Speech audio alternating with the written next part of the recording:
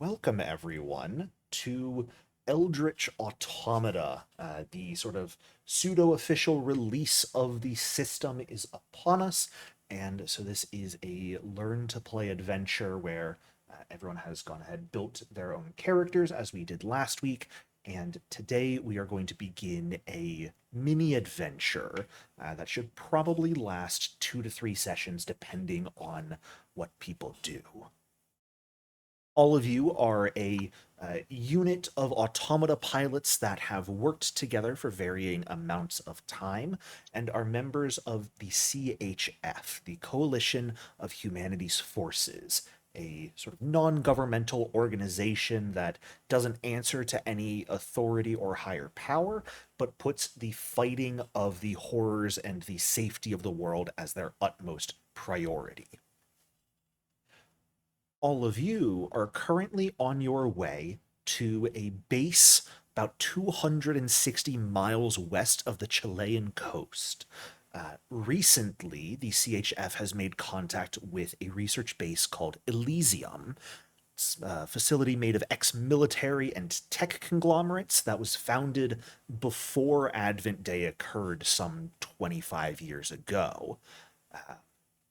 They've been sort of surviving on their own. They were a research facility focused on marine biology and technological advancement. And in this day and age, where most boatcraft kind of doesn't work, since keeping boats up to date isn't a high priority when we're building automata to save the world, contact with Elysium has been few and far between. But the CHF has recently sort of retrofitted an old aircraft carrier and built automata hangar bays on it, and is entering into a trading partnership with Elysium after making contact. You all are heading there as sort of the guards for this first bit of supplies being sent over, and are going to be stationed on Elysium for sort of a bit of time to come. You guys are being sent there specifically for your automata to be not quite experimented on, but tested, and Elysium is going to do their best to try and improve the underwater capabilities of automata. So your automata are the ones being sent as research material with you alongside them. It is a sort of bright summer morning at this point. There are a few clouds in the sky. The ocean is relatively calm as the boat is sailing towards Elysium. You should arrive within the next 2 to 3 hours or so. But, Carly, would you go ahead and describe your character for us, please? And what you are Absolutely. doing right now? I'm 20 right now. I just turned 20 recently, and uh Elodie finally said I could come on a mission. I'm so excited to be here. I'm a 5'7" girl. Um Red hair, very wavy, bouncy, floofy in two little space buns as I run around the ship. Um, I'm standing on the edge of the ship overlooking the ocean. I imagine this is my first trip into the ocean ever in my life. Um, when I'm not there, I'm just kind of looking at my automata, and just kind of daydreaming about it and like thinking about actually piloting it for the first time ever. I've done all the simulations. Elodie's really, uh, um, Elodie's really run me through the simulations, and Michael too. So it's really nice. But like, yeah, I'm just super excited to be here. Alrighty. Well, as you are sort of running around the deck, you've been at sea for a couple of days at this point already, but even still, everything is so brand new and exciting to you here. You do see there are a couple aircraft still stationed on the deck as well, but the majority of it has been modified into those large automata hangars. Yours in relatively solid condition still, no major dings or dents that need working out. So just kind of silently sitting in its hangar awaiting deployment. Who else do we find on this ship? Anyone else? I'd be close to Carly. Sure. Who are you? Hi, I'm Elodie Vale, call sign Ember. I'm operations admin attached to the squad. Tall, poised, composed in a way that feels practiced, not stiff. Um, you probably know my voice before you ever really know me. Um, I just want to keep my pilots calm, coordinated, and alive. I'm tall with deep mahogany red hair that looks dark brown until the sun hits it, and then it glows bright red. I tend to wear like dark tactical layers with like subtle orange accents, very kind of in the background. Constantly observing, usually no more than I let on. I'm watching you. Alrighty. And I would imagine, sort of, as the operations admin for this team, one, you don't have your own automata. You definitely sort of stay behind in most missions and coordinate. But you would also probably be the one with sort of the shipping manifest. You would already know the people you are going to meet at Elysium, specifically the head researcher, Anya Nikolov, is who you will be looking out for upon arrival.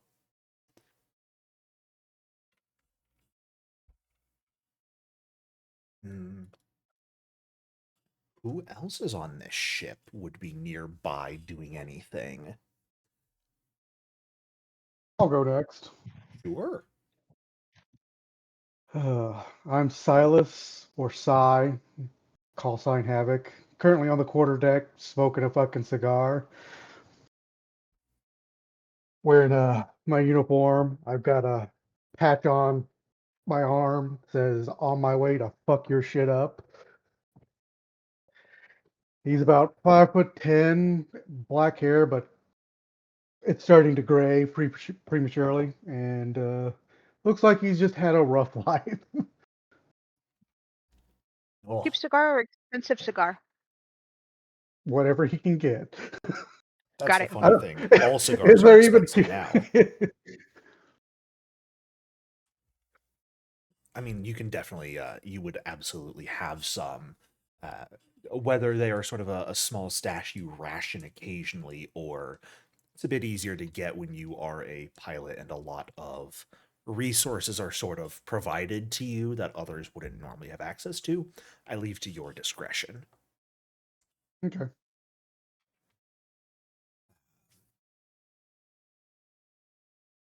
Who else? Keep 'em coming. This boat's not empty. I can go. Um, so my character, Alicia, I guess in the downtime, a lot of the time would maybe be more in the hangar area, maybe just like inspecting or making small modifications or more like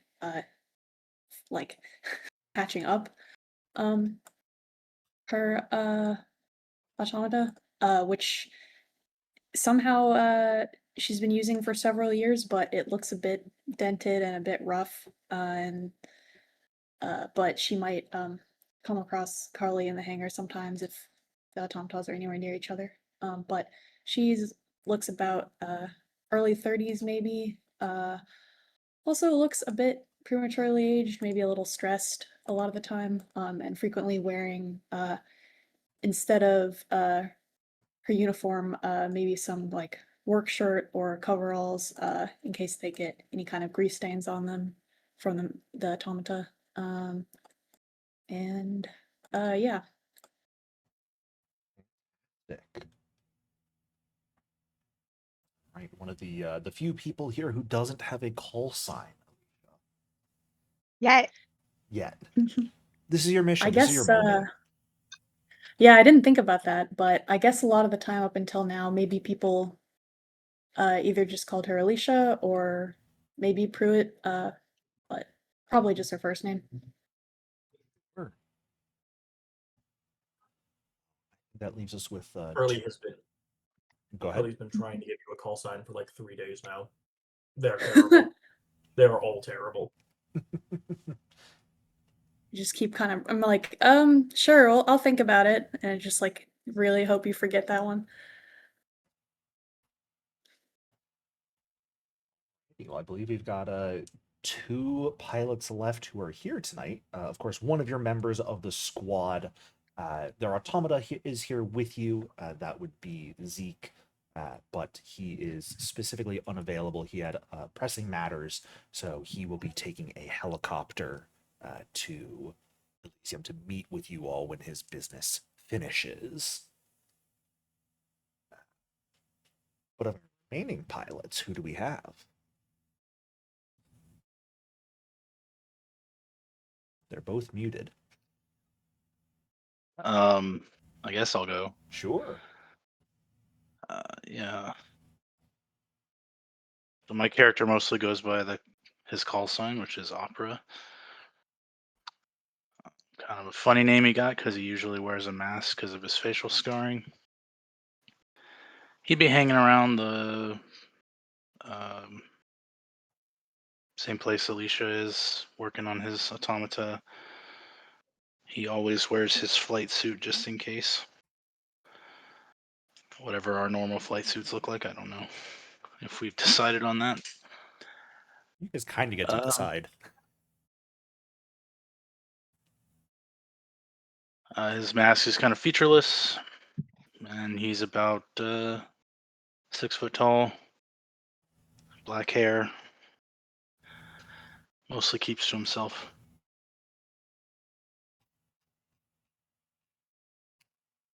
Alrighty. Guess that leaves me, huh? I guess so. So yes, my pilot's name is Michael, call sign Archangel. Name unsure where most people are unsure where it came from. He doesn't talk about it very much. He's an older guy, graying hair, typically shaved or stubble. Almost guaranteed to be able to find him either in the living quarters or sitting like in the cockpit of his mech and having conversations with himself. Tends to be pretty friendly with most people. Tries to not be too off-putting, though most people are a little hesitant to approach him because, again, when there's a guy who just will randomly start having a conversation with the air next to him, kind of weird. But for the most part, tends to try to not be too off-putting with people. Though most people try to avoid going anywhere near his mech. And yeah.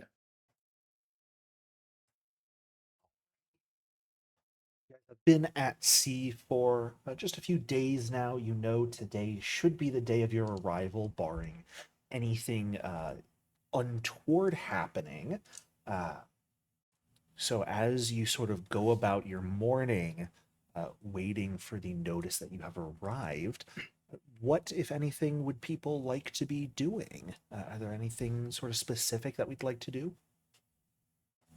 I will chime out if anyone spends any amount of time in the hangar area. You've definitely seen Curly. I don't think she's spoken to anyone other than Elodie or Michael, and she does not go near Michael when Michael is in the mech. Sounds about right. Sorry, Dad. It's fine. They don't want to hurt you. Well, I'm very glad to hear that they don't want to hurt me. I think I've determined what your other wants today, Michael. What's up? I think I've determined what your other wants today. Hurt Carly. They don't want to hurt Carly. No, they don't. That the mech doesn't agree with that statement at times. If it ever goes berserk is a different question. Your automata wants to hurt everyone. Yes. I will kill you so fast. You even look at my daughter, I will fucking murder you. For real. The quickness with Again. which I will explode your head. Again, we have no desire to hurt anyone. Thanks, Mom. I would maybe if I saw Curly around, just make some small talk and ask how she's feeling about her first mission, I guess. And upon hearing that it will be actually your first time piloting the mech, I'm just like pretty surprised at that. Yeah, so like Elodie's done such a good job, and like Michael too. They built the mech for me from they built it out of another automata. They really like souped her up and made her work good and made her combat ready. And Elodie's been walking me through my close combat, making sure that I'm up to stuff. I'm pretty good, I think. But yeah, I've done all the simulations, I've done all the trainings. I'm ready. I can do this. Yeah, I'm sure you'll be What good. about you? How many missions have you been on? How many horrors have you killed? Um, Have you fought a Seraph? uh, actually, I guess more of a lore question. How frequently, like, how many people in the CHF would have actually fought one face to face? Like, is that really common or not that common? Seraph or horrors? Well, I guess either one. Horrors I pretty did. common. That's your whole thing, is fighting horrors. Seraphs very uncommon. Okay. Seraphs are a very few pilots who fight a Seraph come back alive. I did. You did. Mm, Just you did. Proud. Yep. Okay. Seraphs, no, and kind of hope I never do, honestly. But a couple horrors in my time, yeah. Why? Aren't we supposed to fight the Seraphs to save humanity? Well, yeah, we are. It's just pretty dangerous, you know. Uh, I mean, this group is pretty, pretty formidable. I think we would. Um, there's some strong people here, but I just knock on wood that we don't encounter one. You know what I mean?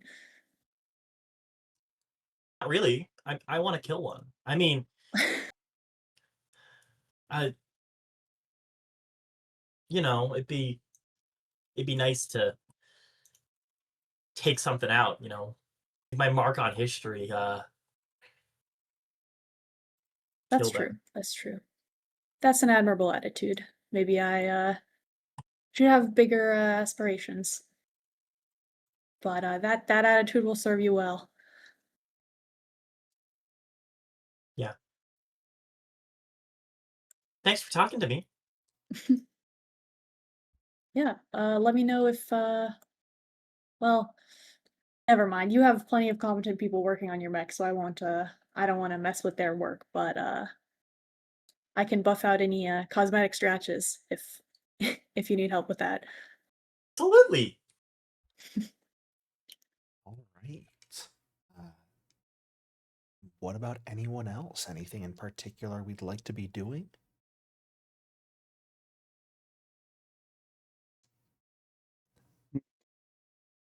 Fantastic. All right. Michael's probably in the hangar area, just whiteboard and doing a lot of math. Just inexplicable math. You. Yeah. Well, then as the hours while away and we sort of approach noon and your designated time to reach Elysium, the sort of call goes out that Elysium base is in sight. All hands prepare for docking. I immediately run to the prow of the ship. I was gonna ask who all would be on the deck with Elysium in sight. I mean, I'm up on the quarterdeck, but that's about it. Sure. Michael Go. can make his way up when the call comes out. Yeah, same. Okay. Then this is going to be our first roll of the game. I'm going to ask... Gasp. This is going to be a group roll, is how we're going to consider it. So, for everyone who has view of Elysium, I'm going to ask one of you guys, basically the best in the group, to make an observation roll. Good luck with that, yo. My observations is 3. And that's with my wits. I have a 7. Maybe 2. I feel like that's super good for ops. Remember, you add your whatever the associated stat is as well, Elodie. So since you've got a 2 observation, you would add that to your 6 wits, and it would be a total of 8 dice for observation that you roll. Oh, nice. Oh, hell yeah. That's why I said 3. Yeah. Yeah, you add your skill with its associated stat whenever you roll. Yeah, I've got a 4, so All right. Not good at this whole observing thing. I believe that leaves Elodie with the best. So, Elodie, would you please roll observation for me, please? I just said please a bunch.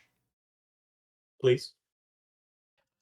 All right. So I just hit the And observation in the roll, right? Yep, unless you wanted to exhaust a strand as part of this, but I doubt it. I mean, I'm really sick of Carly already, so. First roll, exhaust a strand. First roll, Manipulate your daughter. exhaust. That is unfortunately a failure. Damn. So this would be our first option where you could push the roll if you wanted to, which allows you to re-roll any non-successes. However, do note, pushing a roll will incur stress, which means a likelihood to begin panicking. The more stress comes up. So it is up to you. I believe you also have a talent, Elodie, that whenever you fail a roll, your next roll will get bonus dice. If I push the roll, is Mhm. the next roll the next roll? No, it would be on. It would not be on the pushed roll. You get a +1. It would be on the following roll. And if you push and succeed, Okay. you would not get a +1 because it's only when you fail. Got it. All right. Well, I figure, I mean, we're probably safe on this boat. Like, I don't need to see. We'll be fine. Okay. Then, as the carrier approaches the base, you all gain your first look at the floating base of Elysium, a quite large structure floating on the surface of the water, consisting, you can see, of sort of a central structure and several branching hexagonal structures attached to it. You see solar panels, you see a pretty large, what appears to be like a saltwater filtration system. There is a stabilization ring surrounding the entire base to help keep the thing floating, and it also keeps the entire base sort of rotating slightly in such a way that it would help to dispel any waves that would maybe otherwise generate an undertow. Of it, you don't actually see a ton of windows. Sort of on one of the side structures, you do. A second one kind of does as well. And then there is sort of to the northern area what appears to be a large glass dome as one of the offshooting structures, as opposed to a more normal building. The carrier sort of coasts to a halt outside of the stabilization ring, and smaller boats begin to lower to take you guys to the actual base as a few helicopters begin to hover up into the air and attach to the automata via cables. There's not really an easy way for such a large boat to dock at this facility, so automata will have to be flown in, and you guys will take a smaller boat to arrive at the structure itself.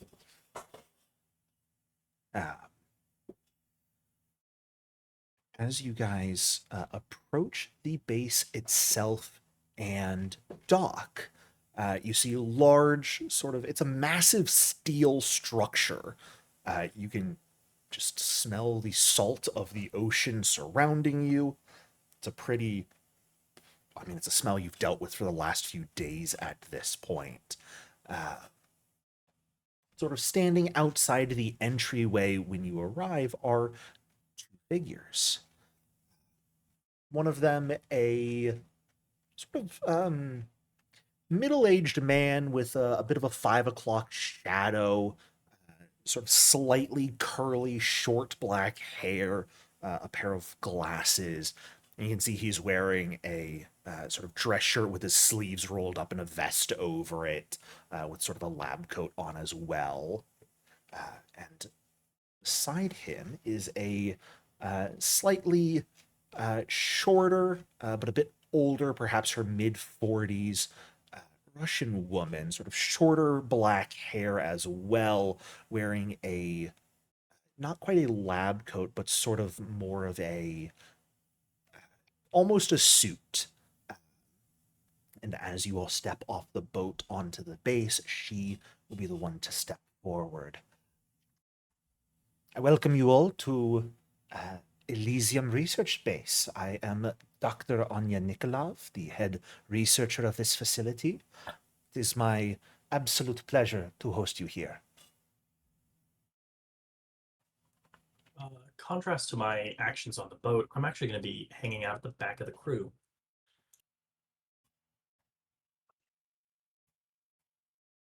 All right.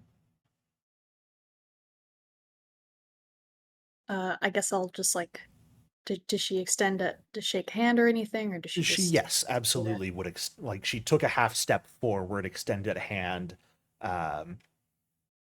mildly confused the longer anyone takes to shake it in return. I'll just shake her hand and introduce myself.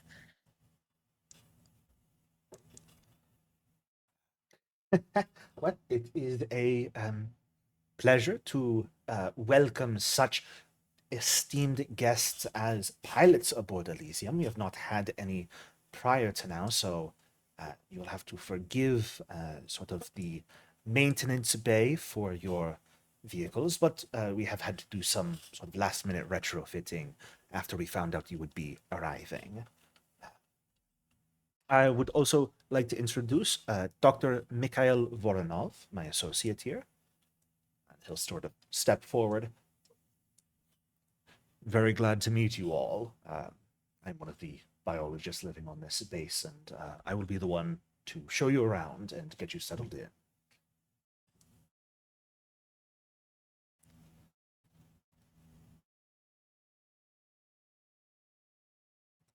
Nice to meet you as well. Pleasure to meet you. Sorry, apologies. All of you are such intimidating stares and quiet contemplation at little off-putting. No, we're just ready to we're roll, fine. boss. Oh, fantastic. Looks up at some of the automata being flown over at this point. If you would please follow me. Would you like a tour of the base first? Would you like to drop your stuff off at the living quarters? However you would like me to lead you around, I'm happy to do so. I'll take the last drag off of my cigar and flick it into the ocean. It's like, lead the way, Doc. He will grimace seeing that, but refrain from saying anything. Dr. Nikolov will frown and glare at you slightly before returning to her a bit more of a forced smile. A tour would be excellent. I'm sorry? I said a tour would be excellent. Yes. Of course. And if you all will excuse me, I must get back to my work, but I will be around if you have any needs, and once you have gotten yourself settled, we will begin to go over what sort of jobs we can give you all while you are here at the base. I imagine you don't wish to just be sitting around doing nothing in your quarters while you are here. Hopefully. We are at your disposal. Yes. I'm kind of glaring at her back because she was mean to my dad. And I keep referring to them out of character as my mom and my dad, but I don't do that in character. She also was not glaring at Michael. She was glaring at Silas specifically. My apologies, I misread that. Since Silas was the one who flicked a cigar into the ocean. Yeah. I'm gonna give her a very I'm gonna lock eyes with her and give her a knowing, like a nod and a, not like a shrug, not like dismissively, but also acknowledge, hey, yeah, that was fucked up, but also like, like, like what do you expect? I'm She's a gonna be little like, stressed out. what? But Not you, the scientist. You must be Miss Vale, correct? I am. I believe we have not already spoken before, but communicated with your, I don't know, superior is the right word? Mission handlers? I'm not sure how you prefer to refer to them, but the ones who sent you here. So I look forward to coordinating with you in particular while everyone is here. Yeah, Commander had real good things to say about you. They said you run a real tight ship. Looks good to me. Glad you have heard of that. If you all will excuse me, please enjoy your tour and get settled. And she will head back into the base as Dr. Voronov sort of gives a brief smile. Well, please follow me. Let's, I suppose we'll begin with a. There's not really we don't get a lot of visitors, so don't really have a set order for the tour, but I'll do my best. Please. He will lead you forward, sort of beginning up over at Marine Lab 1, as it is marked on the map. As you guys head inside it, it is immediately a sort of large open area, although at the same time pretty maze-like to all of you as you see it. There's some humming filtration systems, towering aquarium tanks, and a number of counters everywhere, all sort of haphazardly spaced, but the half dozen or so researchers moving around in here are doing so with a practiced precision. See dozens of varying fish specimens drifting amidst the tanks, and some sort of sterile white lights buzzing overhead, kind of creating that endless droning sound that's oh so fun to listen to. Dr. Voronov will sort of walk you through this area, talking you through their research into different fish species here. Many of the researchers here are marine biologists. Sort of towards the back of the room, where there's a thick steel doors that are closed down. I'm going to have to ask you all to please turn off any light sources you have. We have specific conditions that we emulate in the following room, so I would ask to make sure that you just follow that. Sort of swipe an access card, open up the doors, and immediately sort of a chill fills the air. The next room looks very similar to the one you're in, but it is nearly pitch black, aside from one or two very dim lights. You see maybe two other researchers whose breath is visible in the cold temperatures.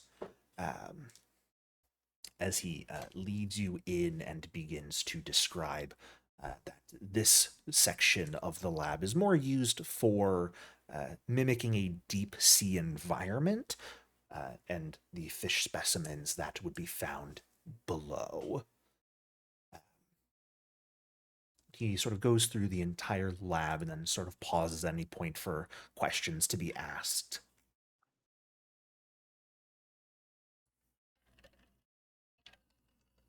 I'll raise my hand at this point. I've been staying to the back, but I'll raise my hand. Please, there's no need to raise questions. We are all professionals here, but by all means. So, how does this help us kill horrors? It doesn't. Um, Then why do I care? I'm gonna look up at Elodie for confirmation that I'm saying the right things. This, I'm not quite sure where you got your information. This facility does not, at least prior to this, do any research into horror combat or the like. We've actually remained remarkably sort of ignored by horrors ever since Advent Day. It's part of why this place is so safe. I'm gonna scrunch So- my nose and just. I heard that we're working our mechs underwater. Why?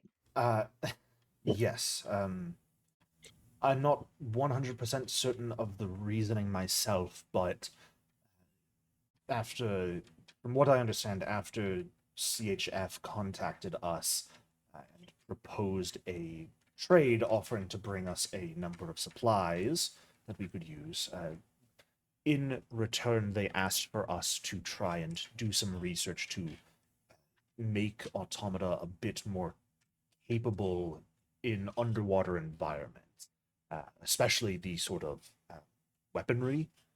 From my understanding, many firearms don't work particularly well underwater, so CHF is hoping that we could perhaps research some ways to make that better. Sort of maritime technology was one of the original research purposes of this base. Above table, have we heard any stories about the horrors being in water, or is this a Yeah. new threat? Okay. Yeah. They wouldn't. There's not a ton of stories about them being in oceans, but like lakes and rivers, absolutely would be environments that horrors have been fought in before. So then I will reassure Carly that she said the right thing and say something to the extent of for the horrors. I just beam receiving approval, and I think when the scientist turns his back, I'm gonna stick my tongue out at him. I'm sorry. I'm gonna really, really try to remain professional, but like the corner of my mouth will smirk.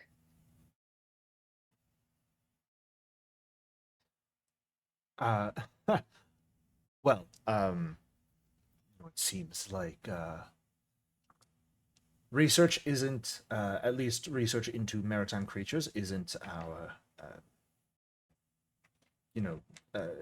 something that draws delight. So let us move on then, I suppose.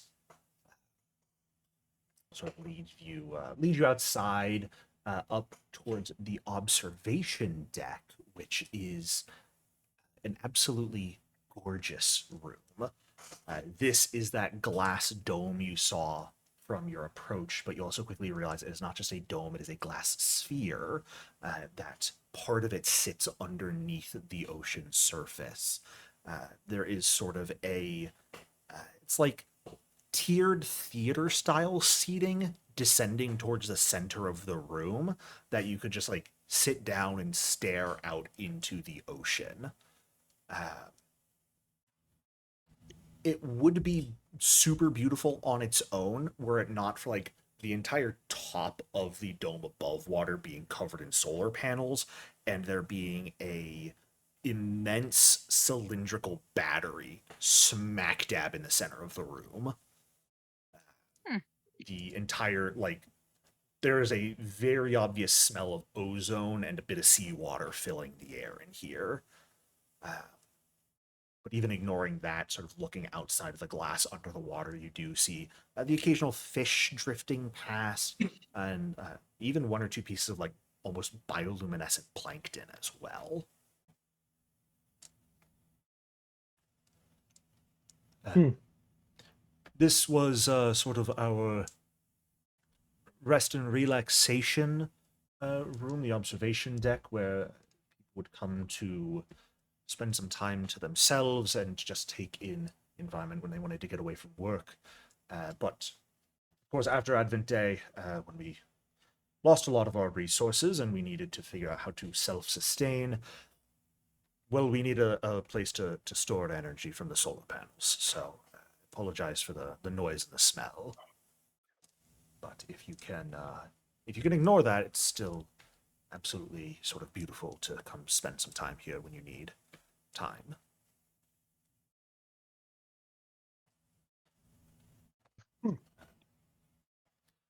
Moving right along, I don't suppose you all care about the other laboratory? I'd like to see it. Okay. I'm more than interested in research. Oh, certainly that. My apologies.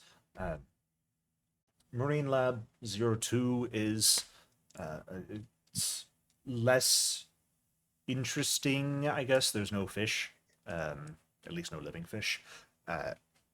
He sort of leaves you in, and it kind of feels like an old-timey surgical theater, where sort of in the center of the room is slightly lowered, and it is crowded with analysis stations. There's microscopes, chemical testing kits. You see like calibration tools, some stacks of empty specimen jars. But then off to the side, sort of along the walls, are numerous cubicles. All of the walls like sticky noted, documents pinned up, anatomical sketches, some half erased equations here and there. There are a few computer terminals here and there in some of the cubicles, but it looks like a lot of the stuff gets sort of hand done around here. It's a trio of sort of large overhead fans spinning silently, circulating the smell of coffee and antiseptic. I'm not really sure what those two smell like when you put them together, but I don't think it's good. Bad. No, it's not. I was gonna say it's bad.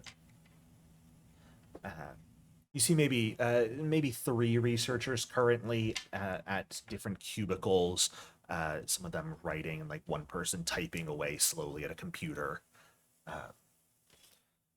This is where we compile reports, where we will sort of go over tissue scans and occasional sonar readings when we are focusing on underwater geological activity. But sort of the more administrative side of research and analysis gets done here. A bit less interesting. But before we move on, I do have to ask, none of you have violent tendencies towards chickens or anything, right? No? No? Like besides just eating them? Right, yes. Just want to make sure that we didn't bring anyone. Gosh, what am I asking? Sorry, forget that. Please follow me. Has this been an issue before? No, Yeah, no, maniacal chicken not at all, killers? actually. Kind of stupid. Yes, it was a bit of a stupid question. I'm sorry. The chickens we have here are deeply beloved by many crew members, so it was a bad joke. I see. Ah, A quick question before we move on, Doctor. Oh, yes. Is your research something that I'd be able to look through at some point in the future? We Just do out of curiosity. lots of research here, but certainly, I imagine that, like Dr. Nikolov mentioned, once you've gotten settled in, we will, give you the opportunity to work on some jobs with us, and performing research would be more than applicable, depending on what you prefer. Ah, excellent. Just wanted to confirm and see if that was an option. Yes, of course. And he will next sort of lead you over to the hydroponics farm, which is how they grow their food here. It's elevated sort of beds that have rows of fruits and vegetables. You sort of immediately, even quickly clock like tomatoes, beans, aloe. There's even like genetically modified grain they have here so that they can make food with that as well. There are gleaming irrigation pipes connected to them all. The artificial sunlight is definitely a bit harsh, since it contrasts the fact that there's no actual windows in here. But the air is very humid, and it fills with a earthy scent that none of you would have smelled since the last time you were on land, at the very least. It's like the environmental control system is off to the side, flickering silently. It's regulating the heat, the moisture, the oxygen production. Like as you guys are walking around looking through here, an automated misting system hisses to life and kind of coats the room with a fine vapor. So many of you get a little dusting of water. Then sort of push the door open to an adjacent chamber, and immediately the loud chicken noises, as there are several reinforced chicken coops, and you see very loud, very temperamental chickens living in them. When we entered the hydroponics room, I think Alicia would probably just like smile a bit and take a few steps to look at a few things a little closer, Yeah. and just ask like, how many people do you keep on board that you feed with this operation? This is pretty impressive. The base is only around 3 dozen at the moment. We've had some people, leave seeking out family and friends. Some people sort of leave for mental health reasons. It is the longer you stay here, the lonelier it can get. After all, you spend so long on a base floating on the ocean. Most people would just take a normal leave of absence and come back, but, well, you know how the world is nowadays. Yeah. How long have you been at the station? I've been here for around 13 years now.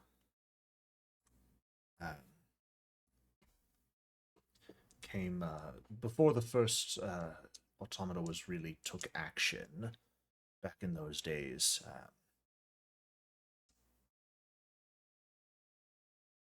But I'm doing what I love. I adore marine life and studying it. I'm not so much on the engineering side of things, so I won't be one talking or looking at your automata.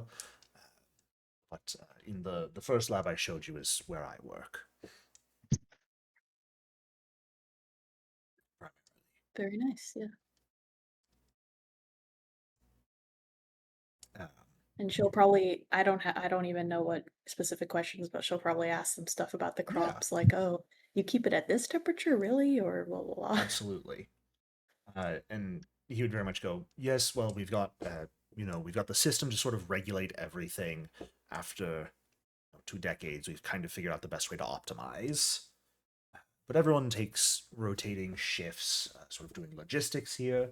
Um, we call it life support appreciation training. It's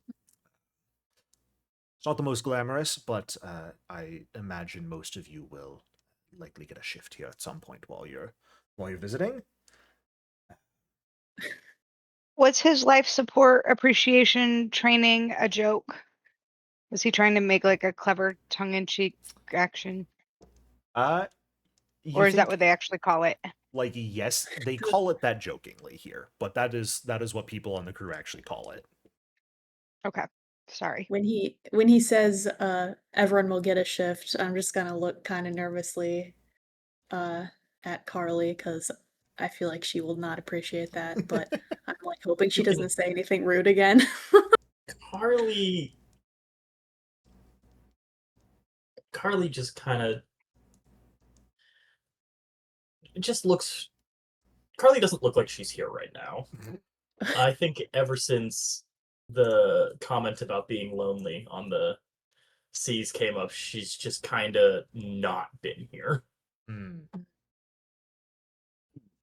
Jericho, Mm-hmm.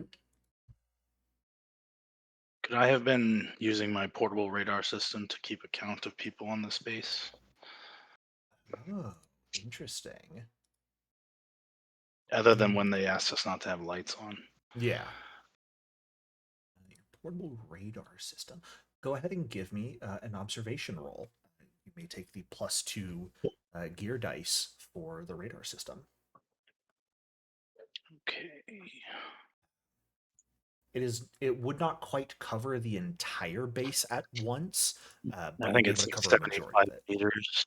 Yeah, it's about 3 zones realistically, so you kind of like in each main area, you'd sort of be able to keep track of a decent chunk in the surrounding hallways as well.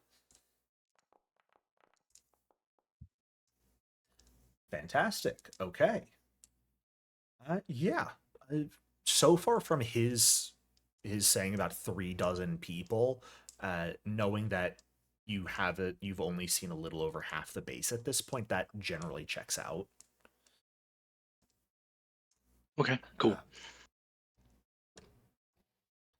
As you guys leave the farm area, he sort of takes you down south to the less hexagonal offshoots of this structure. Actually, I think everything is still relatively hexagonal. I just didn't draw hexagonal angles on these rooms because fuck that noise. Y'all already got too much of my time prepped into this. Oh, Look, if you want to go draw all the angled corners, feel free.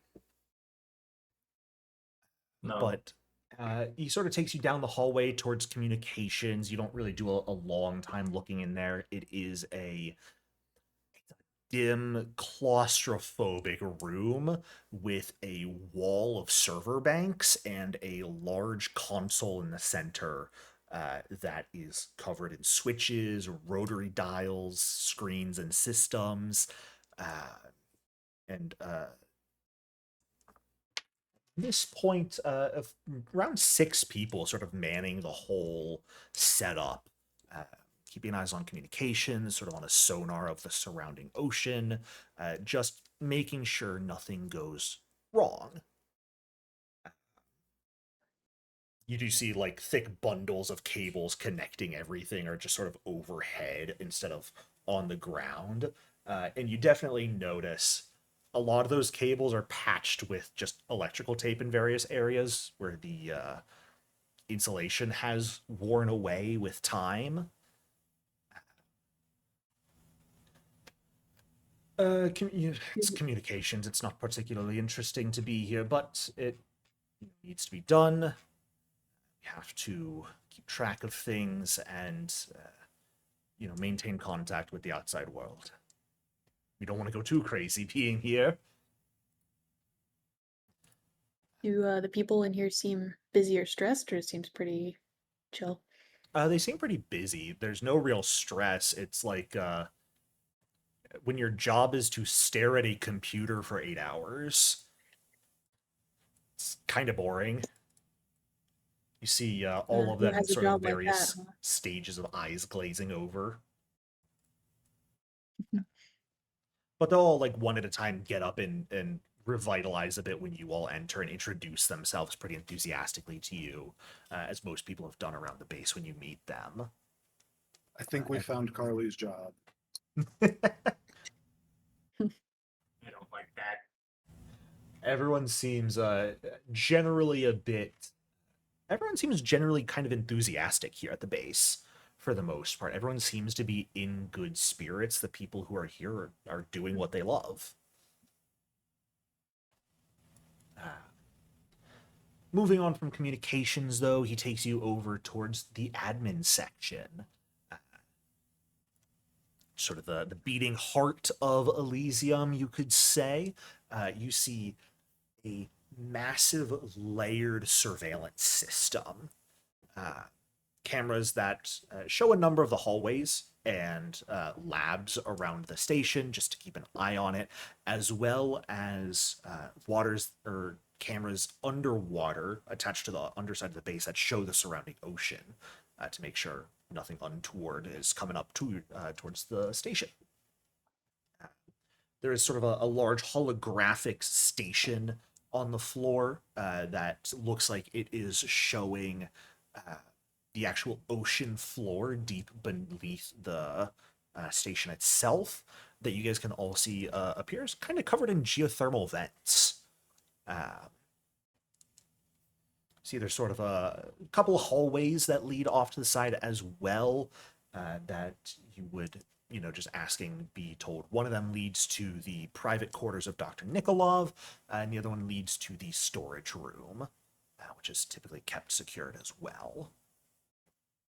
This is where a lot of sort of main things get taken care of. When meetings are held, they are done here. So, at the very least, I imagine, Elodie, this would probably be where you will find yourself quite often while here. What do they store in the storage room? For the most part, in storage room, it is cash reserves and old reports. Hmm.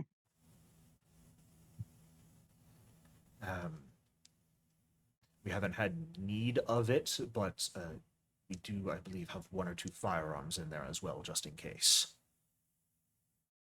You all are actually the first ones on base in a while that actively carrying weaponry with you. So be careful with it, not just around the chickens, but around the fish too, please. I feel like there's a barrel joke going on here. Possibly, but I haven't thought of it, so... down that hallway is life support. It's life support. It's kind of where we've got the medical bay. If you are injured, no one's gotten injured in a long time, so for the most part, no one really goes there unless necessary. But if you get injured, that's where you go. You have a medical doctor on board? Not anymore, actually. It's part of why no one They get injured. really works there. Hmm. Last one went back home. So everyone's a bit more careful not to injure themselves, because stitching oneself up, I don't think, would be particularly enjoyable. You get bit by something. It most definitely is not. So, would recommend not injuring yourself if you can help it. So,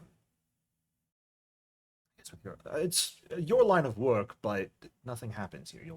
So there's no real need to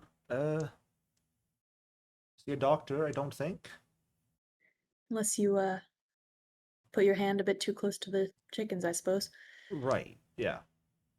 Or the shark specimens. Don't put your hands too close to them when feeding them. They get nippy.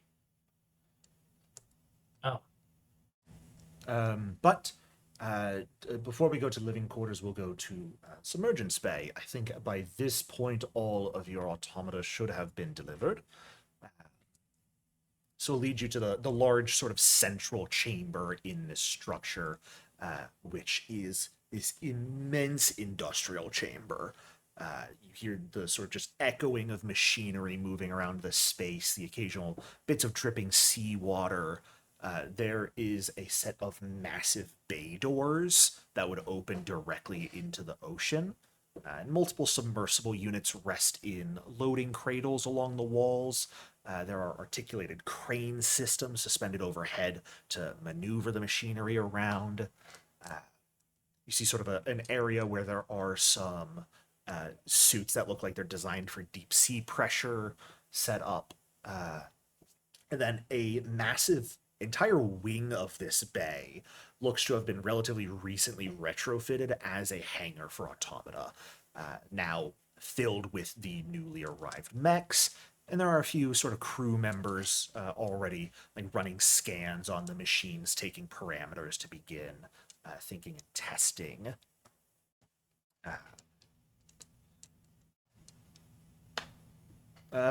This is, where more of the engineering side of thing goes on.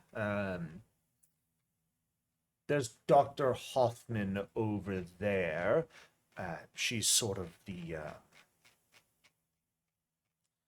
one who keeps things going, I suppose. Make sure nothing has a catastrophic failure.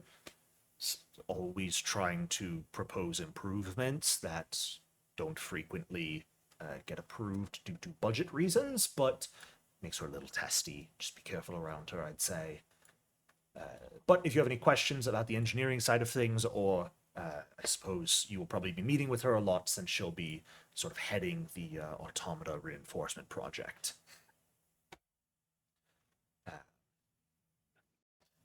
And then, last but not least, I suppose, our living quarters, where you'll be staying with us moving forward.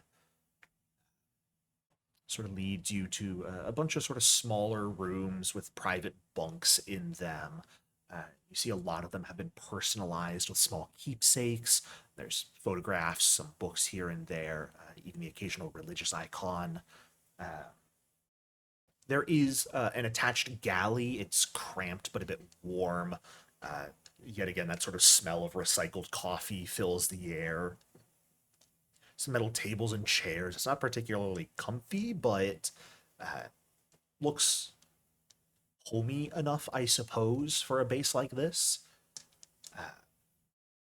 And then there is, of course, a somewhat modest rec room nearby. You see a couple old televisions, pre-Advent Day game consoles. There's sort of a small home gym as well. A few shelves that have films, some books, some games on them. And then one of the walls looks like it's almost become a memorial of sorts.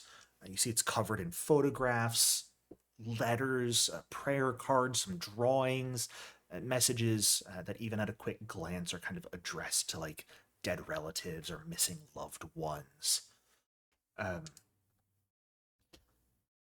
We call this our mental health wall. When you're feeling lonely, just write a letter home and put it up on the wall. Seeing that, I'm gonna reach my hand just under my my flight jacket and just touch the medallion I had made out of my mother's helmet.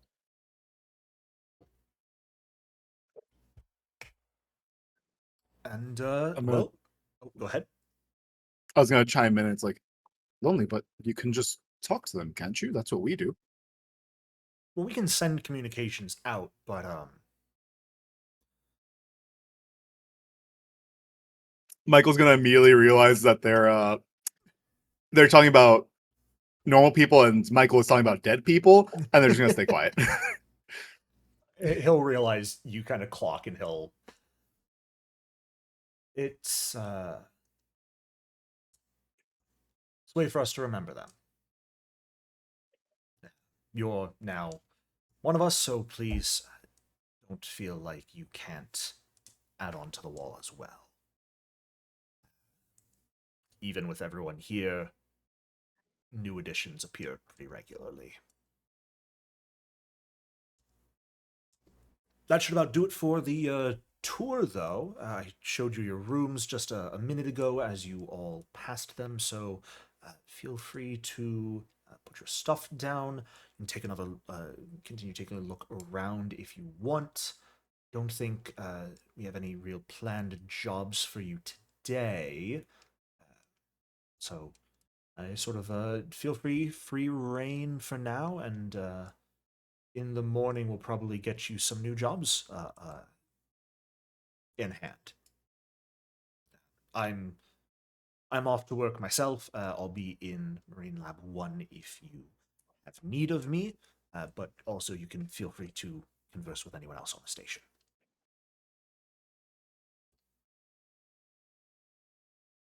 Great. Thank you. Will do. Thanks for the tour. Of course, I imagine I'll see you all around dinner time. They'll walk off back to the lab. At this point, with how long the tour took and some time getting settled in, definitely puts you into sort of late afternoon territory. And kind of leaves you open to do what you would like.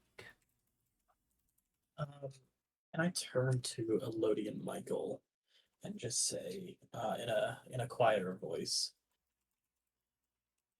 "Do you think we can run some drills underwater? I haven't. We haven't run any simulations like that. You know, what if it what if still touching my medallion? What if it shows up? You know, I need to be ready for it, right?"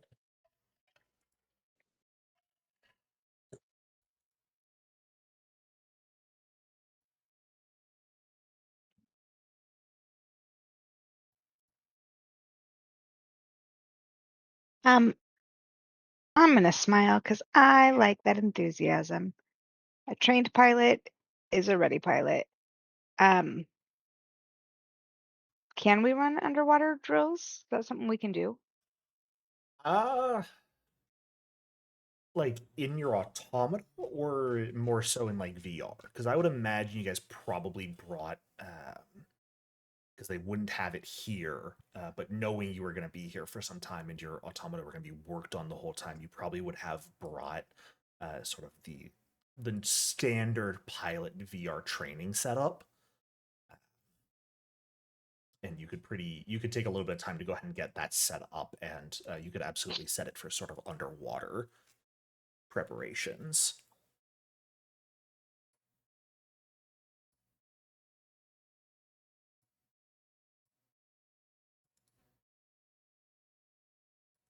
Yeah. Well, I'm gonna go get my stuff and put it on my bunk. Yeah, absolutely.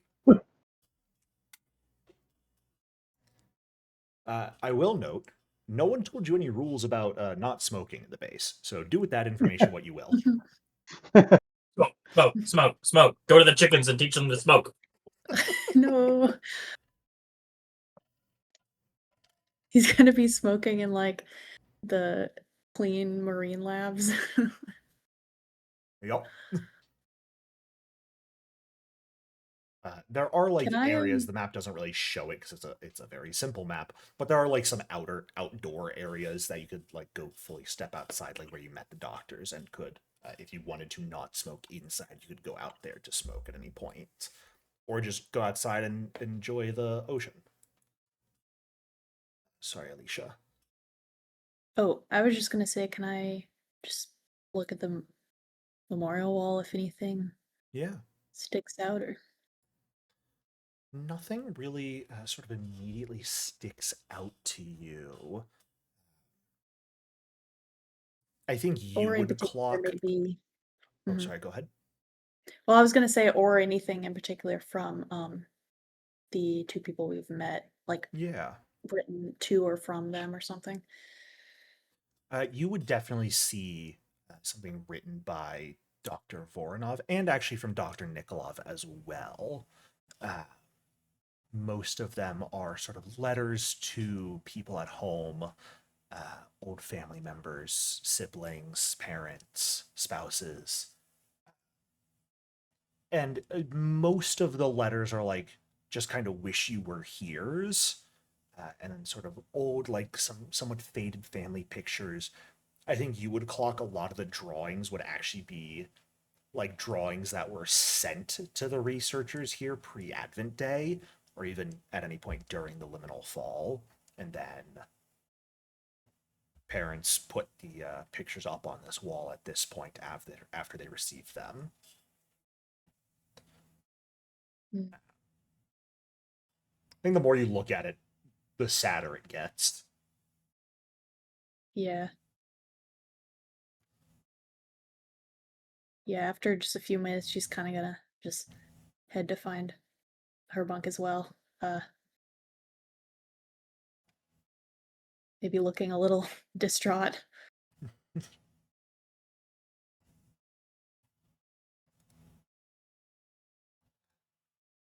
Anything else, I suppose, like today, your day of arrival that people would like to do?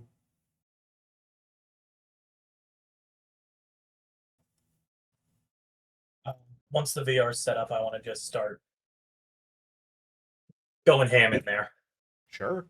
Once Carly's settled and like minding her business, I'm gonna sneak off and just observe literally as much as I can about the operations of the ship, the hierarchy, the social structures, the literally anything that I can use to gain advantage.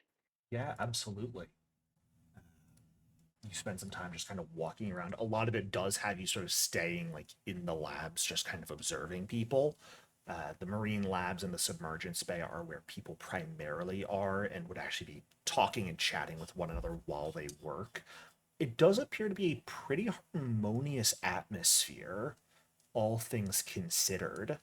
Uh, you do even see like Dr. Nikolov, although she is the head of the space, she is a researcher still, so she's in the marine lab as well, going over some experiments for quite a while. Uh, it's nice. It's pleasant. It is a marked difference to being on land and needing to be on edge against horrors at all times. People here are relaxed. I've seen this movie. I think we all have. But what a nice movie it is. I don't think so.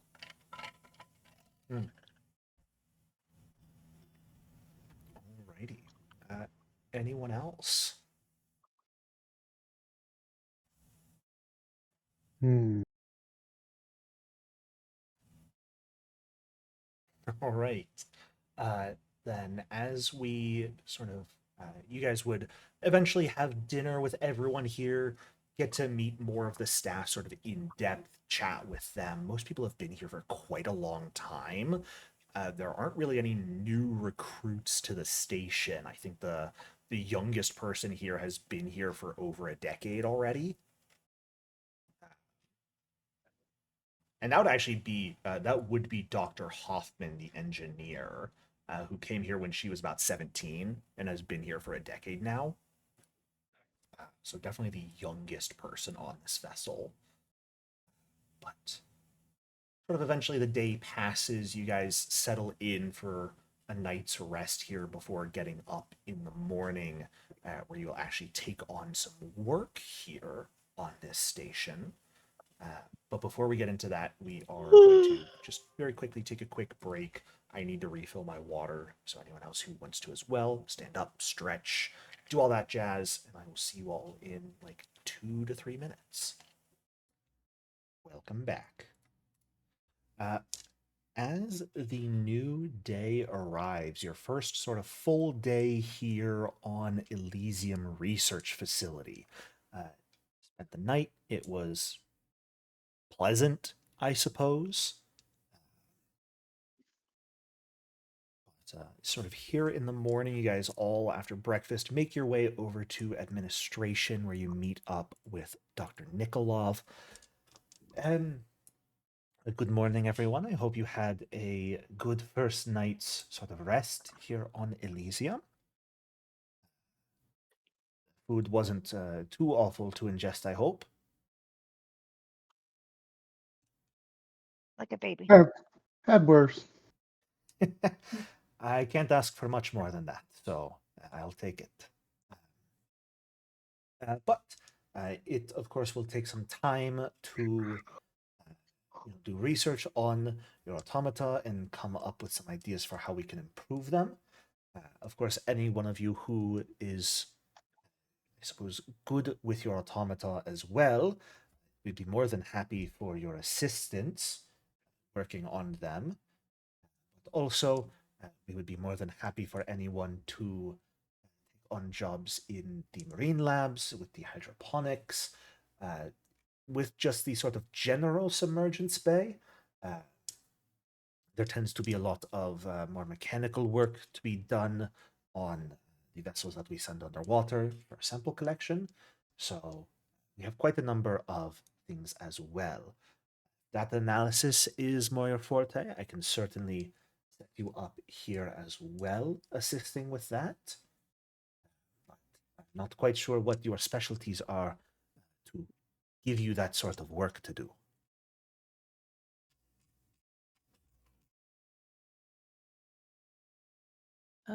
I would be happy to help them work on my automata. Me too. Oh yeah, who's ever looking at his may need some pointers. It's a no offense to you, Opera. It's a bit unique. None taken. I don't need anyone looking at my automata. It's perfect. Your automata was sent here with you with the express intention of experimenting on and improving it. Mm. I don't say anything in response to that. She, Carly cannot come up with a response that is good enough for that. Anya, does not know what to do with you. You know what? Just fair enough to Anya. Michael. Hi. I think someone wants something in regards to you. Oh God. Oh boy. Your other, the voice you live with, is going to make their demand of you at this point.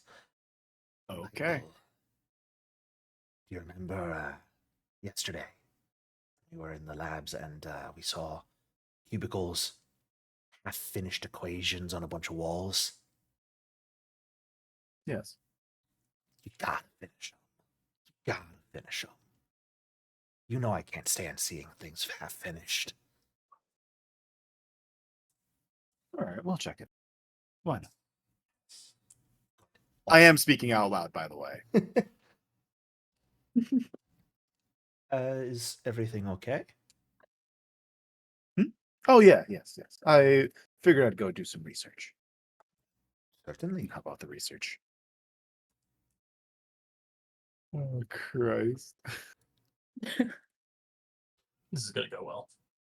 We love the automata, or the other pilot archetype, where you just get me in your head making random demands of you once per session.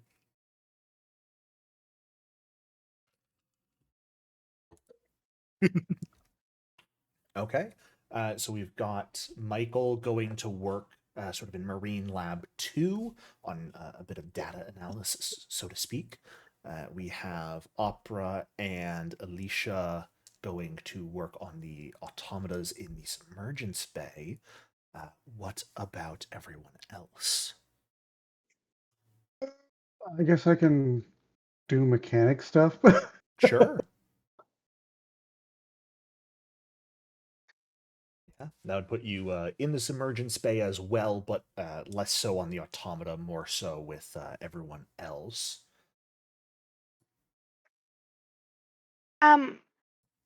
So Carly's autonoma is very special to me, so I'd probably be next to them helping out since I know stuff. I used to have one. Sure. I will say for reference, just so everyone is aware, things like working on automata would fall typically under the machinery skill. So do keep Oh, that in mind okay. if you are considering skill-wise what you would be I will good be at. supervising and advising. Okay.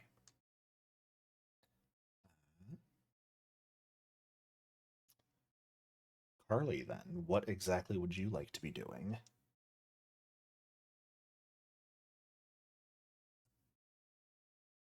I'm gonna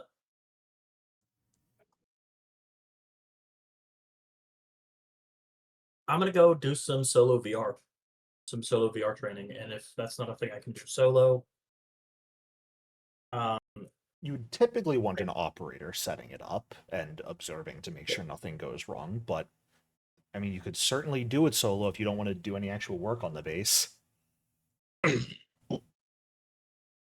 would Elodie have told me to do work? What would Elodie have told me to do? I promise I can make character decisions for myself. I would assume that you would be with your mech, especially after you're like, it's perfect, and they're like, no, it's not. No, yeah, that did just happen.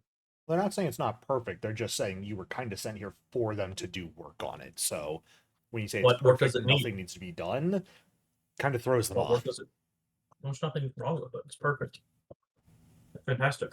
Who cares that I haven't even piloted it yet? I think I'm gonna sit in the cockpit and just like put my hands over the controls and just kind of like feel everything out, check my spare cores,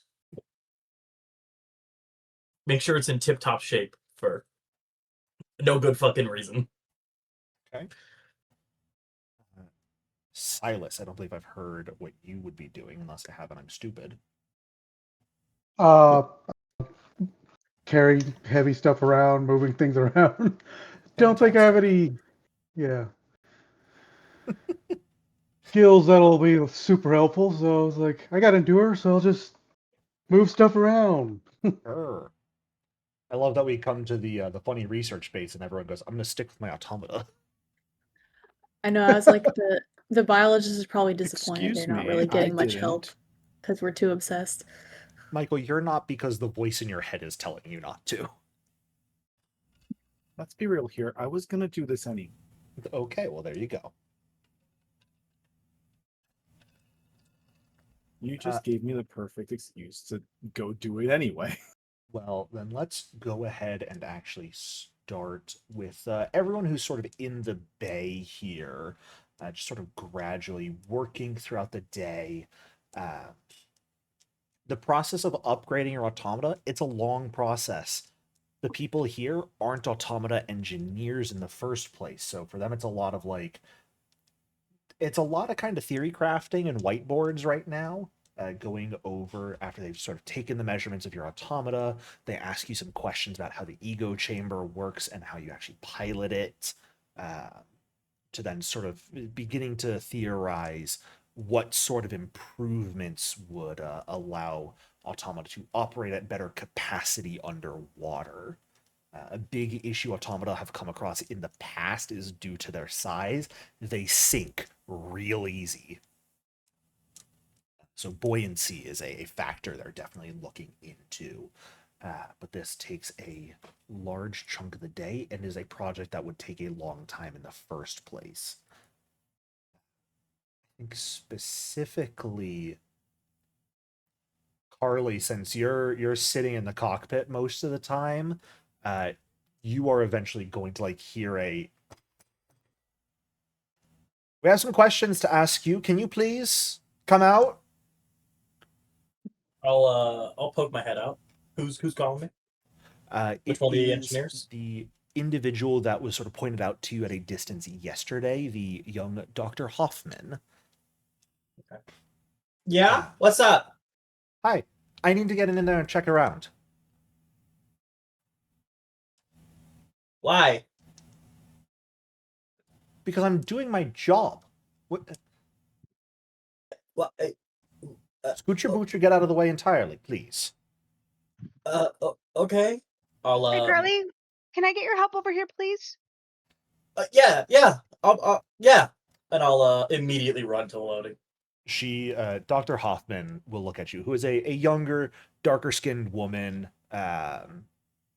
who is wearing like mechanics overalls at this point. She's got a sort of clipboard in one hand. She's got a large pack strapped around her waist of sort of diagnostic equipment and sort of a pack slung over one shoulder that looks to be a miniature portable generator.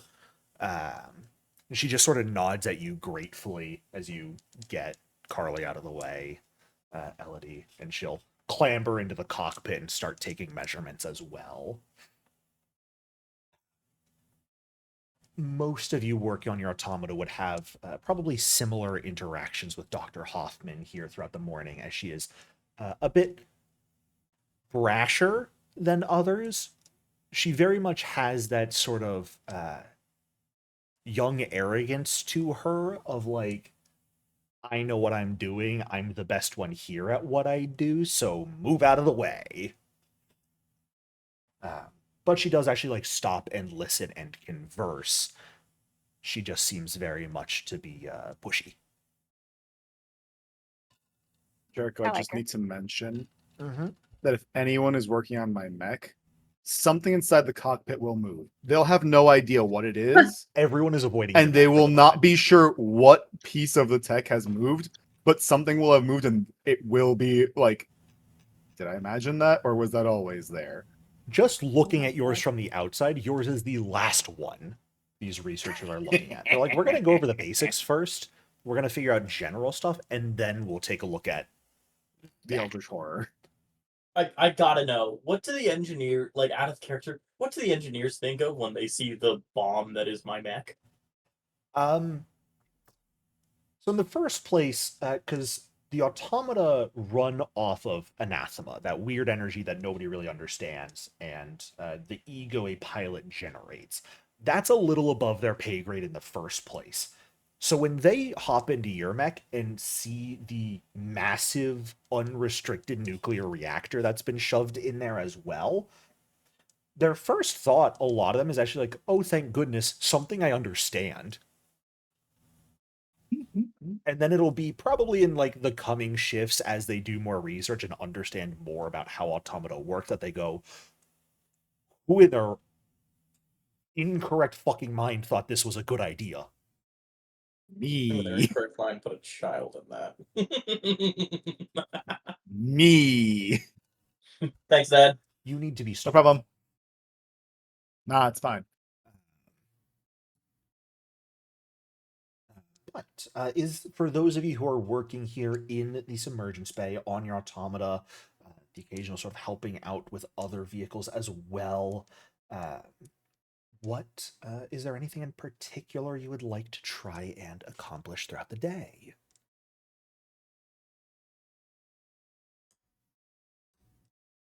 I'll just shoot the shit with the general staff. Sure, absolutely.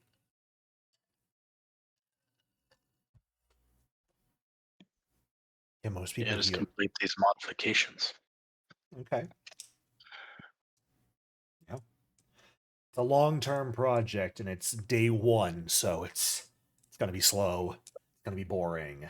And I think for a lot of you, it's starting to set in that this is a longer-term deployment than you were perhaps expecting, and it's one that you probably won't have any fighting to do, which is what you've trained for. So whether that's a relief that it's kind of like a vacation or sort of annoyance, I leave up to you. I think I'm gonna try to get a feel for, yeah, like if I maybe like trust the engineers here, or like how well they're handling the automata considering they're not familiar with them. But I guess like you said, today they're just getting used to them, and Yeah. Dr. Hoffman seems to know what she's doing, so Everyone is it's a pretty sort of just relaxing general day. Um, but Michael specifically, you are Yes. elsewhere for the majority of the day, over in Marine Yeah. Lab 2, where there are a number of computer terminals and cubicles in general. I would say at this point, you can definitely clock as you spend some time in here that there are a number of like empty cubicles for the most part that have like dust covering them that probably are for people that no longer work here and thus have been Okay. cleaned out and take most of the just no one really touches them. Gotcha. But looking around, there are quite a number of uh, terminals. You see a lot of diagrams. There are a number of equations across things. Okay. Go I'm gonna ahead. try and familiarize myself with all of that Yeah. and kind of get my feel for everything and see what it is they're researching, see where they're at with it. Absolutely. Get familiar with their system. Uh, Go ahead, give me just a science roll then. Science. Yeah. Science. And don't forget you do get the +1 die if you are working on what your other wants you to do. Oh, I didn't know that. Sweet. Whatever the other requests you to do per session, you get a +1 towards that goal. And I believe if you Sweet. succeed, you get to create a strand with them. Yes. Oh, I did get a success. Fantastic. Okay. As you sort of spend some time going over all of the different calculations that people have, you see a whole bunch of things on different. Most of it is like water measurements, making sure the salinity is not getting too funky. There are depth measurements as well of this whole Okay. area. Most of them are just like they're half finished by just some part of it being erased. That's pretty quickly for you in your head to sort of checklist what would need to be fixed. Yeah. There is something that catches your attention during this, though. Okay. In one of the cubicles that is covered in a layer of dust that should be for someone who is no longer here, you see there are some formulas and diagrams that have not been erased or gotten rid of entirely. Okay. And the calculations for this, as you begin to just sort of do them in your head without really processing anything to start, Mhm. there's some oddities to it. You pretty quickly realize it is a lot of it deals with sort of depth of the ocean in this area. Okay. And unless either the formula as it's written is wrong or your calculations are wrong, it is pointing to the uh, seafloor being over 40,000 feet deep. And I will remind everyone here who doesn't know this calculation off the top of their head, the Mariana Trench goes to about 36,000 feet deep. Yeah, I was gonna say. Jesus Christ.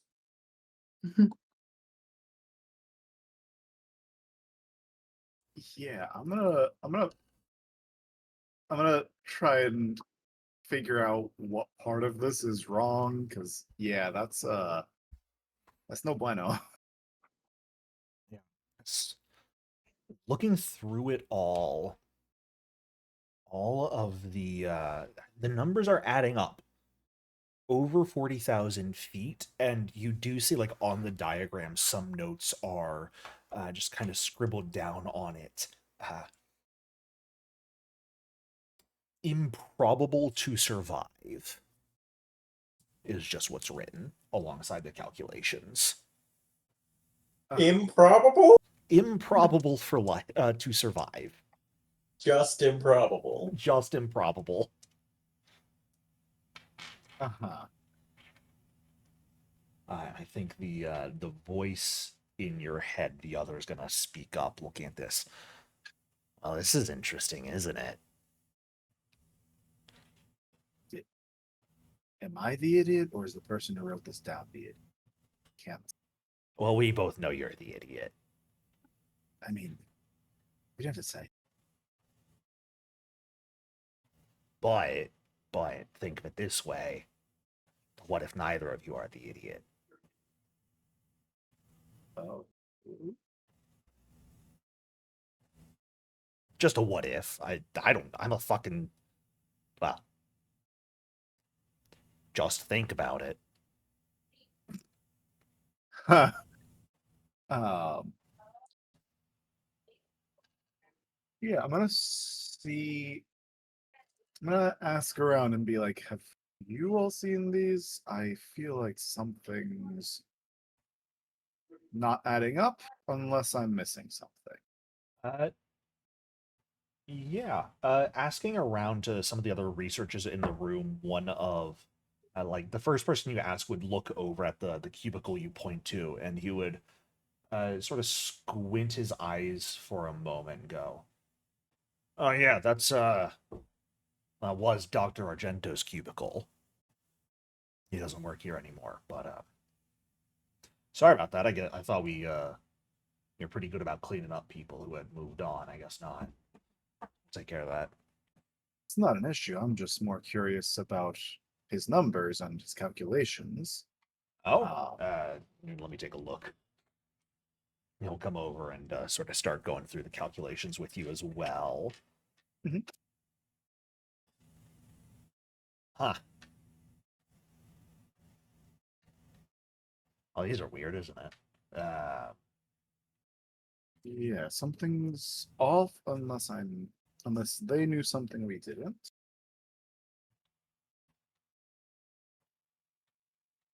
No, you know what? You see this number right here. I think that's an extra 0.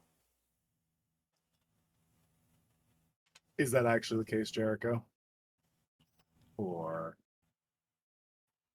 It could be the case. gotcha. It like if this were incorrect, if there was something wrong Mhm. with this formula, there being an extra 0 at that point in the formula would like make sense for why it Got was it. wrong. However, Okay. if this wasn't written incorrectly, that would almost be a convenient sort of thing to point out.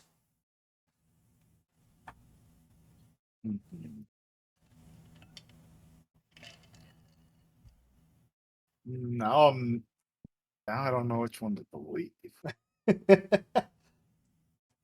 Interesting.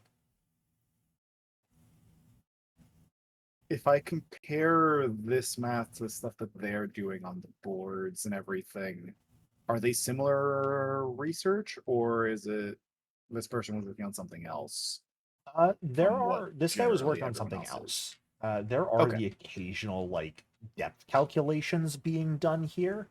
Mhm. Most of them only go, actually not most of them, all of them aside from this weird one, only go to about 30,000 feet deep, which is still Gotcha. quite deep, but Yeah, is more in line with this part of the ocean. I see. Huh. I'm gonna keep working with these calculations, assuming this person is correct. This guy was like Um, halfway through starting to erase it. Oh, not done, sorry. no. I'm assuming I can just get it all written back down. Oh, certainly, by all Um, means, yeah. cool. Yeah, I'm gonna keep working with this information and see if I. Is there any other notes on what exactly they were trying to figure out? Give me an observation roll. Oh fuck. Is this related to Yes. Yeah, what this is all my still cool, following thank what your God. other wants. Sounds good. Please. Shit. Well, hey, it's a failure. This is your option if you would like to try and push this. How does pushing work again? So, you generate a level of stress, which means you will get an Okay. additional die on the reroll. And you will reroll all non-successes. Got it. You know what? Fuck it. It's fun. I still failed. You still failed, but the No. good news is that one was not rolled on your stress dice. So you do not panic at this. Cool. Oh my god. Oh wait, doesn't it add another die? It did. It added the stress die. But I didn't get my +1 from the. Oh, that is a little weird, isn't it? There, you should have an additional 1 die on this. Yeah, that's what I was Boundary. wondering. Should I just roll an extra d6? Yeah, go ahead and just roll one more d6. Oh, cool, doesn't matter. Fantastic. So unfortunately, looking through all of these calculations here, you don't find any other notes or anything. A lot of it is just like pure calculations you're looking at. Gotcha. Okay. But you can absolutely spend a majority of the rest of the day sort of going over anything. Okay.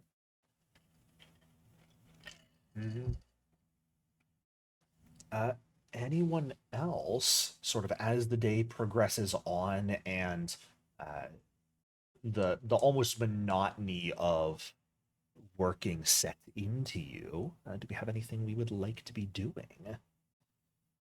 Can I just do a general observation around the facility? Sure, yeah. Sort of like what Elodie did yesterday, just kind of walking around and observing everything. Yeah. Go ahead, give me an observation roll. Fantastic. Okay. There is one thing that catches your attention that wasn't pointed out during the tour yesterday. And it's a sort of like in the submergence bay, there is sort of an extra side room attached to it that's not particularly large. It's over by the diving suits. And no one really goes over there right now during the day. But when you push open the door to it, you see an old metal, kind of like almost wireframe elevator that is connected to a line that just goes down out of sight. It is some sort of like sea elevator. The elevator, huh? Yep. Why didn't they mention this? Is there like a, I don't know, nut, bolt, or anything nearby? Like loose or attached to something? Loose. Loose? Sure. Just gonna drop it and wait until I hear anything. Yeah. I mean, like you drop it into the water where the elevator isn't quite, and you just watch it slowly sink out of sight.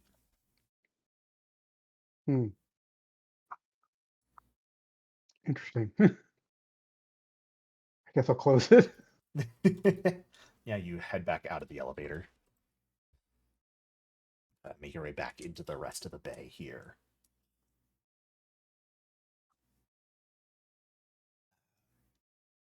Anyone else?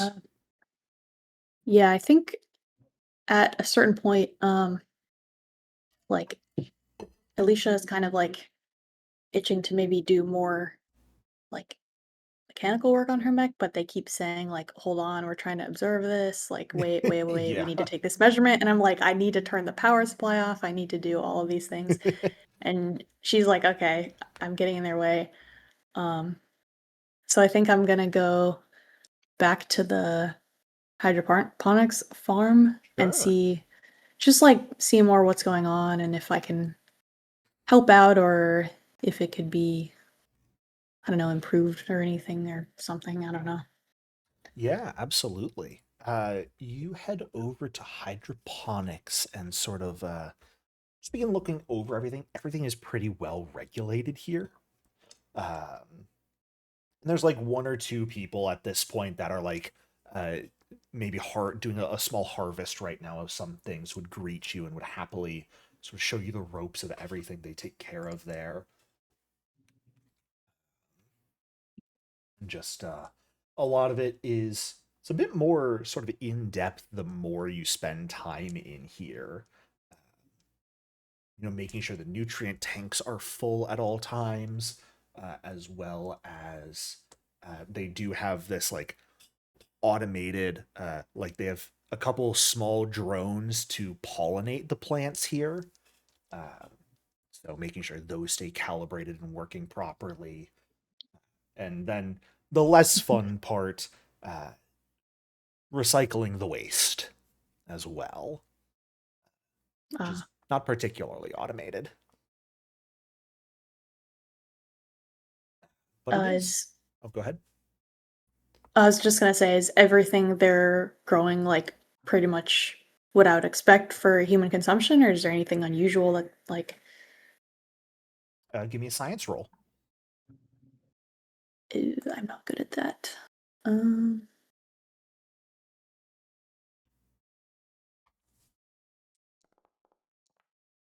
oh, but I got lucky. Hey, Nice. there you go. Fantastic. Everything does appear to be growing as you would expect it to. Um, Nothing really seems. There is one thing that catches your attention.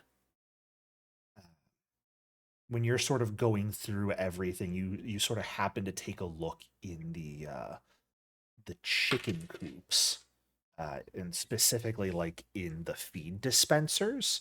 Um, and for one, it looks like they're feeding the chicken fish. Whether that's a good thing or a bad thing, I don't know. Uh, However, like one of the fish are put in as remains, and they kind of would get ground up inside the dispenser to be dispensed out, so chickens wouldn't choke on them at all. Uh, Huh. the One of the corpses of the fish you look at, now you're not an expert in fish biology, but it kind of looks like it blew up with how it is kind Aw. of like how the torn edges of flesh look. It's like a balloon that popped almost. Oh, a pressure differential. Huh. But Did if it was gonna, that would have had it. My did it character's too dumb resemble for me to think these things. did it resemble any of the I don't know, any experimentation we saw in like Marine Lab 1 or 2? I Thinking guess they didn't have, I don't know. back on it, no. Like you recognize the fish itself as being one of the deep sea specimens, um, specifically being like a snailfish. But uh, Mm, you don't, like, you saw fish being dissected. You yeah. didn't see fish torn apart like this. All right. I think she's just gonna continue helping there, but maybe make a mental note to ask them if about the unique chicken diet when or if fish somehow comes out to be cheaper here than other methods of feeding them. Yeah, I mean, you can absolutely just ask them. Oh yeah, that's true. I guess there's yeah, I mean, yeah, I guess I'll just ask them the people working here like yeah, like is there's such an abundance that it's cheaper than just I don't know, feeding them scraps or grain. I guess there's not a huge amount of land to or space to grow lots of grain, so I mean, we give them the occasional Like grain is normally what we give them, since it's what you see of the modified wheat we grow. A lot of that is to give them grain. But I mean, we give them occasional fish in order to we treat it like a treat for them. You'd give like a treat to your dog. Give fish to the chicken. Any of the fish kind of come from Marine Lab 1, kind of just when any of their like older fish, or they just don't have any use for anymore, they'll bring on over to hydroponics and feed the chickens with. Oh, well, nice to make use of everything you got on board, I guess. Right, recycling. What happened to that one? And she'll just like point out the weirdly destroyed fish See carcass. the guy like come over and look. Ugh. Did happen to that one. I don't know actually. I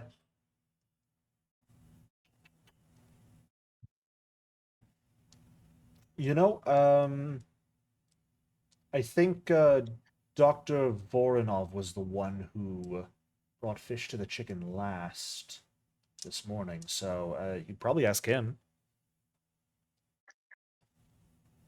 All right, yeah. Well, strange. Maybe they had a mishap in the lab. I guess so. Ask him not to bring torn up fish like this again. Kind of off-putting. It makes me feel bad for the chickens. Honestly, I don't think they care. Shh. But not Don't for hear the you. exploded fish. Interesting. Be upset. They care. Right. And these are just for eggs, right? Or The chickens? yeah. I mean, when they get old. Everyone here's plucked a chicken before, is all I'll say. Oh, okay. I didn't know if it was a sore spot. I mean, Dr. Voronov said he made some joke about not coming in here if we were violent towards chickens, and I was like, well, Are any of you violent towards chickens? no, I just meant like, yeah, when their time comes, when you need the Yeah, meat, we're not gonna just like throw them away. We care for them, but we're not stupid. I don't know. He just seemed protective over them. Anyway, I'll ask him. Weird. I'll ask him about the fish. Yeah. Tell him not to blow up the chickens either. He's bringing fish like this. I don't want that. Yeah. What? Huh? Okay. All right then.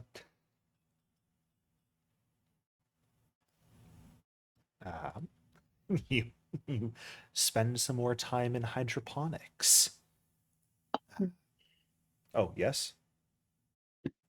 No, that's it. Oh, okay. Just thinking. Fantastic. Does anyone else have things they would like to otherwise do during the day? Part of me wants to do the thing my character is too stupid to think about. You would not believe just how much instant coffee they have here. Absolutely, the last 37 years? More? 25 They must get years? some supply drops. Yeah. The From CHF is where? not the first group that has traded with Elysium. Okay. I think Just like saying. when Opera realizes they're not going fast enough for his liking, he's just gonna watch them. Just silently stand there Yeah. and observe While they're not Yeah. touching for anything suspicious, or they're working on our mechs. I gotta watch them. Yeah, absolutely.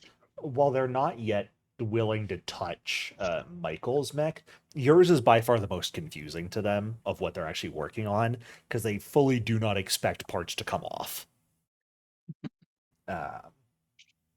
Which makes them very confused. Are they doing anything shady to our mechs? No, not that it appears. I will say, notably, actually, Opera, for you, because your Legion units are unaffected by zone features, uh, that's actually very helpful to that research. Just the design of those Legion units, by proxy of how they were built, has some sort of inbuilt buoyancy to them to help with not floating down in water under like extreme pressure. So it's not necessarily too perfect, but it would help with like currents and undertow trying to push them down. They do still sort of naturally just sink over time by how heavy they are, but you do give them some good ideas just by proxy of existing. And that trigger let the monster in? That is a good question. Or a strand? What is the wording of let the monster in? Whenever someone needs to rely on your skill set, I'm going to say no for now, because they're more so just going off of how your automata was constructed rather than your actual skill set. Okay. Can I just watch as they work on my mech? I have nothing in machinery, but Yeah, well, I have a 6 in machinery. Can I understand what they're trying to do to my mech and what they're trying to fix? sure. Like I what mean, what improvements are they trying to make? right now, nothing. Today has fully been a day of measurements and writing on whiteboards. Okay.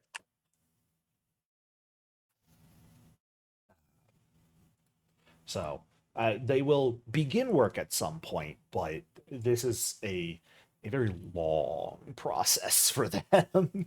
Today and Do probably the next couple days was very much like, let's actually understand how these work.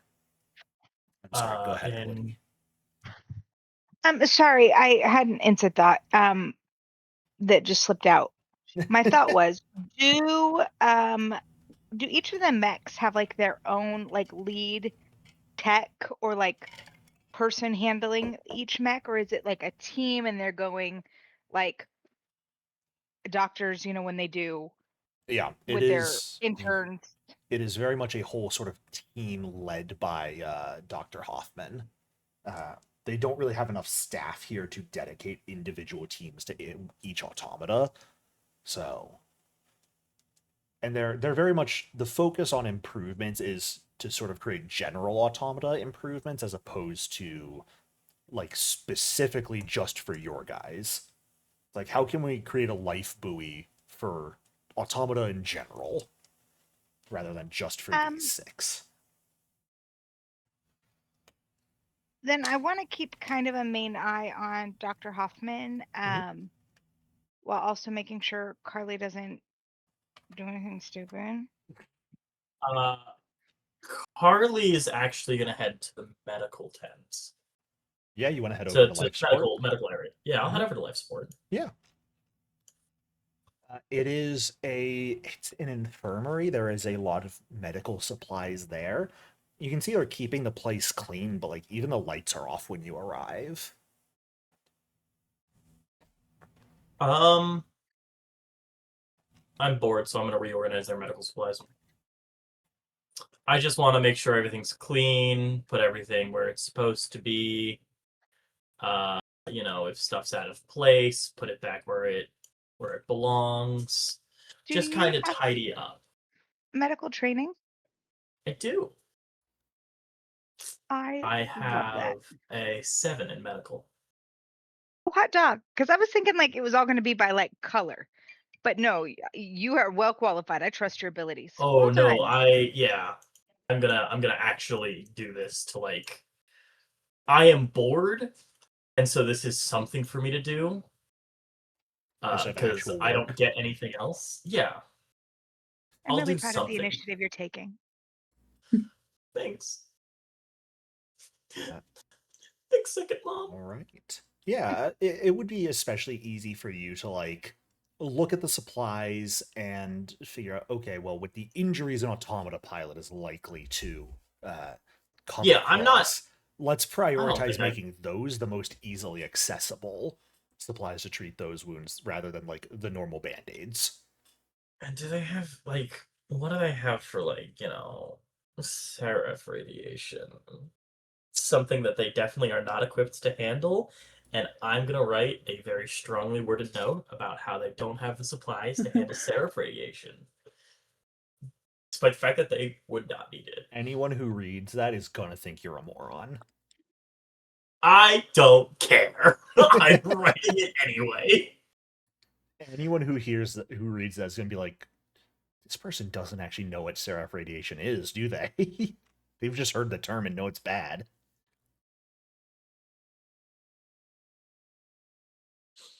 It's enough. Alrighty. Then the day sort of progresses and comes towards an end. You all would have the opportunities to sort of reconvene, whether at dinner or after dinner, if you have things you'd like to chat about with one another or do anything.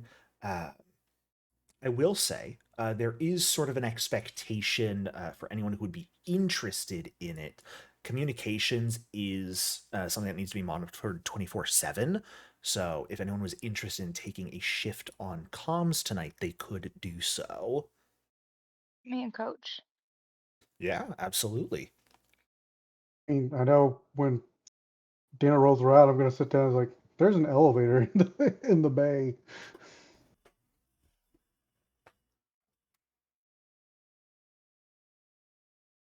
Yeah. I believe that's shared to all of you. Elevator as in heading where? Into the water. Did it happen to have any readings on depth it goes to? Nope. You would have seen there was like an old ticker gauge on it to calculate the depth it's actually at and show it, but it would just be showing sea level when you saw it. They didn't mention that during the tour. Nope. But why They wouldn't sure they? didn't. And I found some weird calculations saying, with the assumption that the ocean depth was, 40,000 feet versus the usual measurements. So I'm a little curious what's going on here. Hollow Earth. That's right, boys. We Yes. go into Agartha.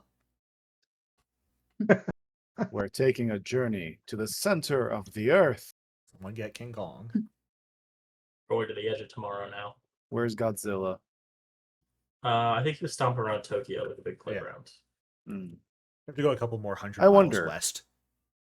I wonder, Godzilla versus a Seraph, who wins? Don't make me think about that right now. I'm not a power scaler. Like my mind immediately goes Seraph. The real question is Godzilla immune to Seraph radiation? Specifically Shin Probably. Godzilla. Oh, Seraph. Oh, if it's Shin Godzilla, then it's gonna be Shin Godzilla Depending on the Yeah. stage. Yeah. because it constantly evolves. Yeah. Well, because Seraph radiation just gets rid of your will to live and just leaves you a soulless husk. So Fair. and you get that just by looking at Seraphs. Fair. No, it's Anyway, a disease. continue with the that can be campaign. cured. Or with the one Right. shot. Let's not We can power let's scale not get later. so yeah. Scale Plug your after thinking caps. Maybe the communications room has some more information in their computers. And there was an old records room.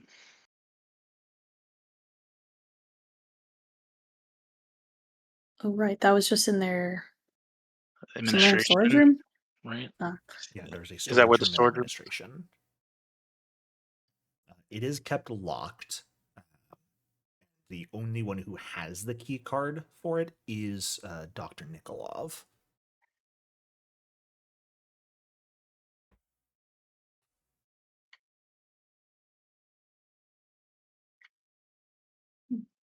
She might let someone look through it tomorrow. I mean,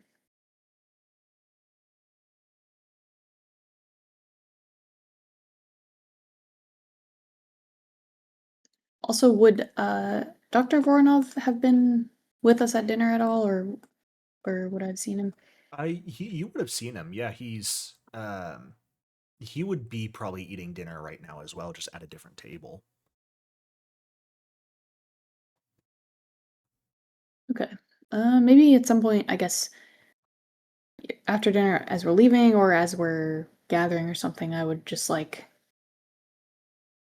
mention that I checked out the farm again and that yeah, it's pretty great to see how much work goes into, recycling of everything, of even the specimens that didn't make it from the lab. The One of the farmers said the chickens get some fish as a treat, I guess. Yep. Okay. Occasionally, when some of our specimens pass away, we pass them over to the chickens, give them a little treat. Glad you enjoyed your time there today.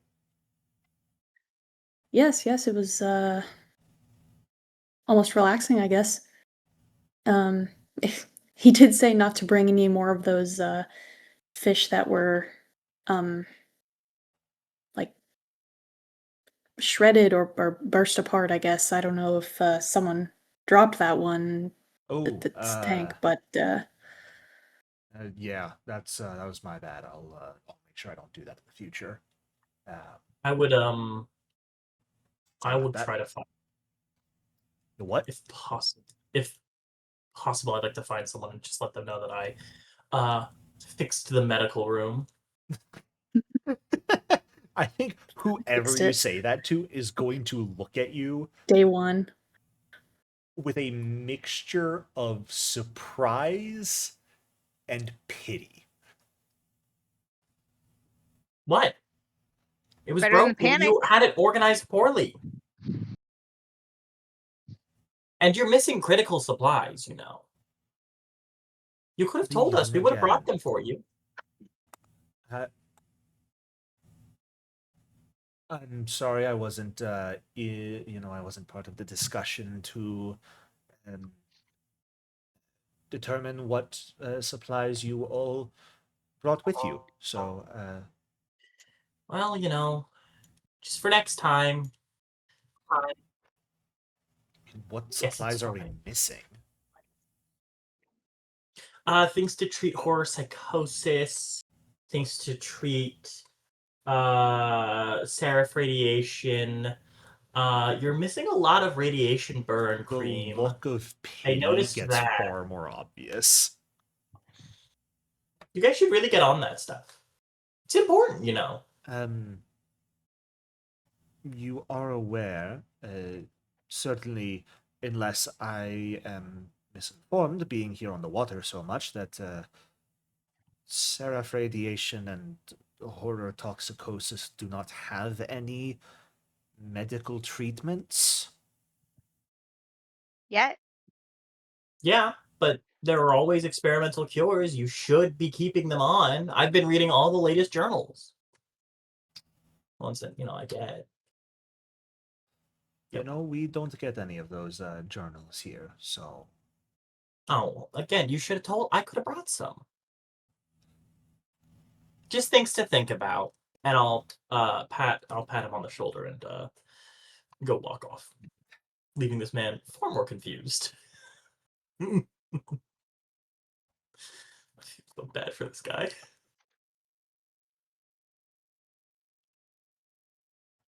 I can't wait to turn you into mincemeat. I'm so excited. Really hateful. Be nice to my Yes, child. that's me. I'm hateful. Oh no, my Nice. child's handicapped. What, Michael? Oh no, my child is handicapped. If I keep acting like this, I'm gonna be. Don't worry, that was happening whether you acted this way or not. Yeah, with the automata I have. 80. Anything further you guys would like to do? Sort of during or after dinner. I think, Elodie, you said you were willing to take a shift on comms tonight. Yes, please. If there's room for it, I will stay up with Elodie as well. Yeah, both of you could take a shift if you want.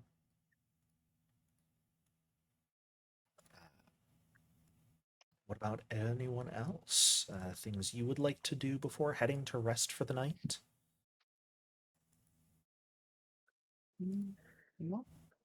Poker. Certainly, yeah. A number of the crew here have playing cards and would happily do a bit of poker in the evening.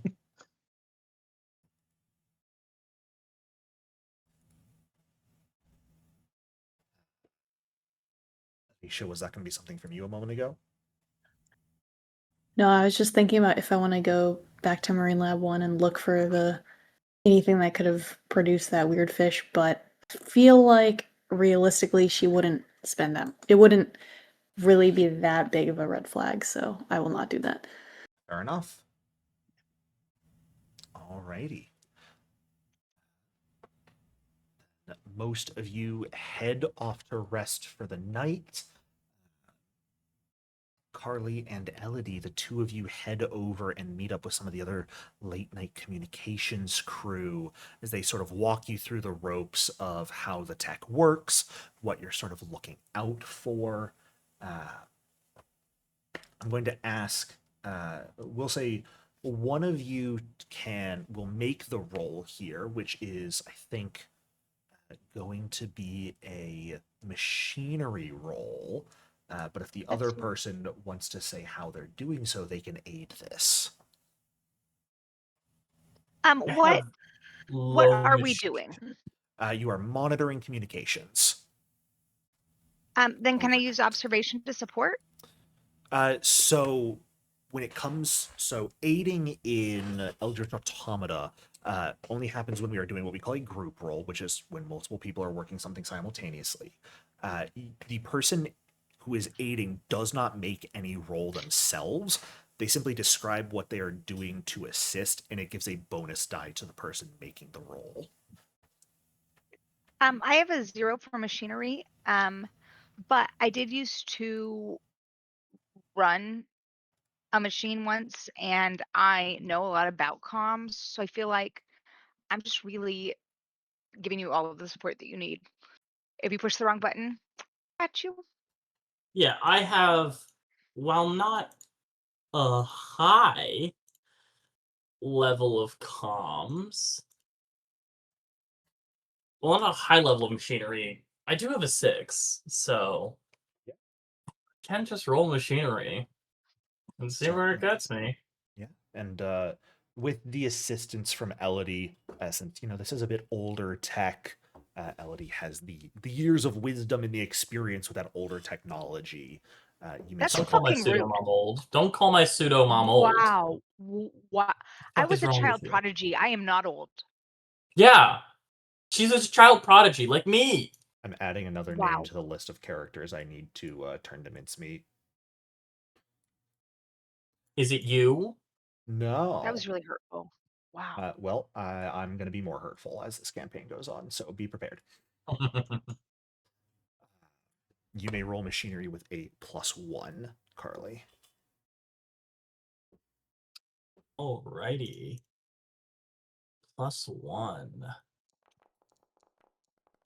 Okay.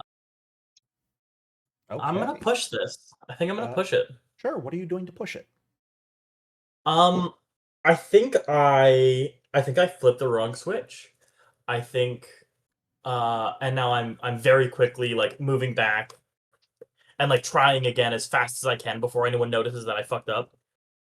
Sure.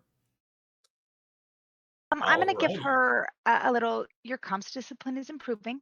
You hesitated less this time. I know it wasn't easy, but you're really staying focused. You caught it immediately. You are on this. You got it. You're not on No, it, I am not. Carly. You are on it. It didn't I have roll. complete It also, faith yeah, in it you. still didn't roll my extra die. From what? Oh yeah, it didn't roll the additional die from the aid. Go ahead. Not that it mattered. Interesting. I will have to note this down that it is specifically on push, not keeping like +1 modifiers. Okay. Then the two of you spend the night going over comms. It is pretty exhausting, especially after a full day. So the two of you are probably going to be pretty tired going into the next day.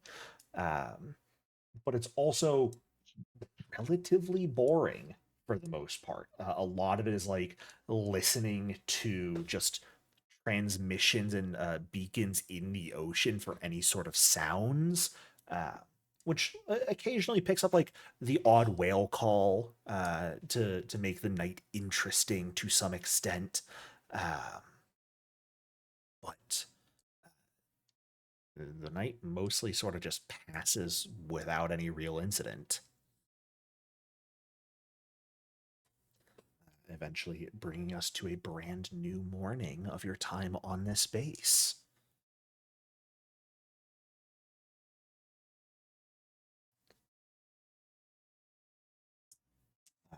So, as the new day arrives, you guys have sort of a day ahead of you, though I imagine, Carly and Elodie, you would probably spend at least the first part of the day catching up on some sleep. What would people like to do today? We're going right back to the research lab. Sure. Probably point out the elevator to anyone who's like, yeah, it's the elevator right there. Yeah, I kind of wanted to take a look at that. Yeah. Actually, yeah, I do actually want to check that out to see if I can figure anything out and make some connections. Yeah, you guys can certainly go check out this elevator in the submergence bay. Um, like Silas said, are you gonna talk to any like crew about it, or are you just gonna go take a look at it?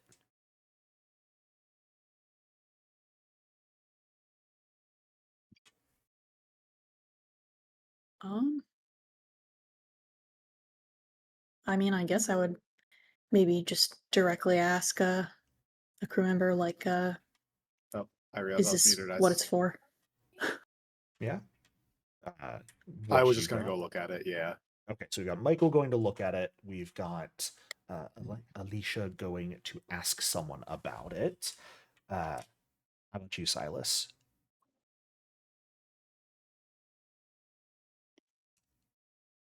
Ooh, probably not going to ask anyone about it, but I'm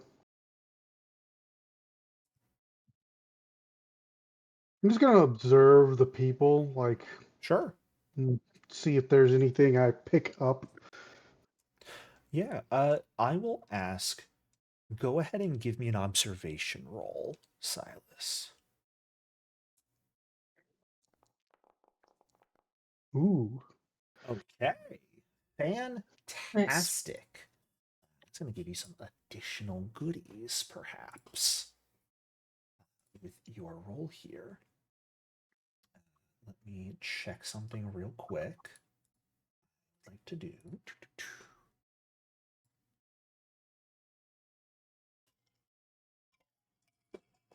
Okay. As you sort of watch people, when Elodie, or not Elodie, I'm sorry, Alicia, like calls out to one of the workers in the bay and asks about the elevator, you would catch them like stiffen slightly and then like throw a glance over at Dr. Hoffman really quickly before looking back at Alicia. And to your question, Alicia, they would after like that brief sort of reaction that maybe you don't catch, they go, "Oh, well, that it's an old elevator that we would use to sort of, make deep sea observations before we would actually use submersibles. So we would go down pretty deep and be able to, check out what was what we could find, capture some deeper sea creatures. That's what the pressure suits are for. So it was not something that sees too much use nowadays. Oh, huh. I'm not, my science isn't very high, but does it make too much sense to me to use an elevator for that purpose? It wouldn't be unreasonable to use like a deep sea elevator like this if you were heading down truly to like the sea floor in a place as deep as this. Hmm. Like a submersible would work fine as well, but if you just wanted to head down to the sea floor to like collect samples or catch some critters, it would be reasonable to use an elevator. Yeah. It would definitely be a bit more of an archaic choice.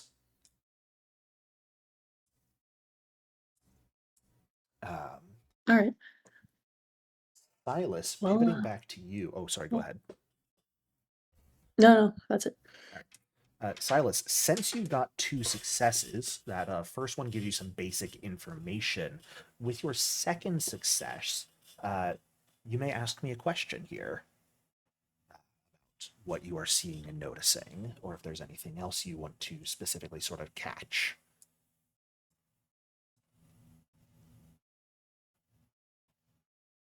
Is there anything unusual about any behaviors?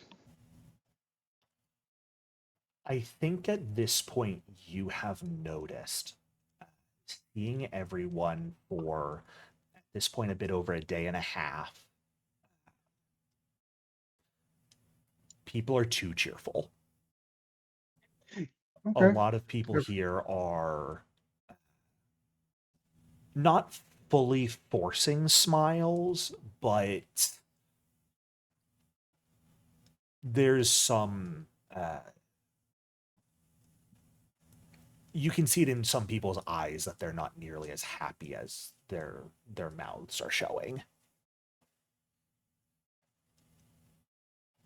I see. So they're putting on an act. All right. People are putting We on need an to get act. into the record room.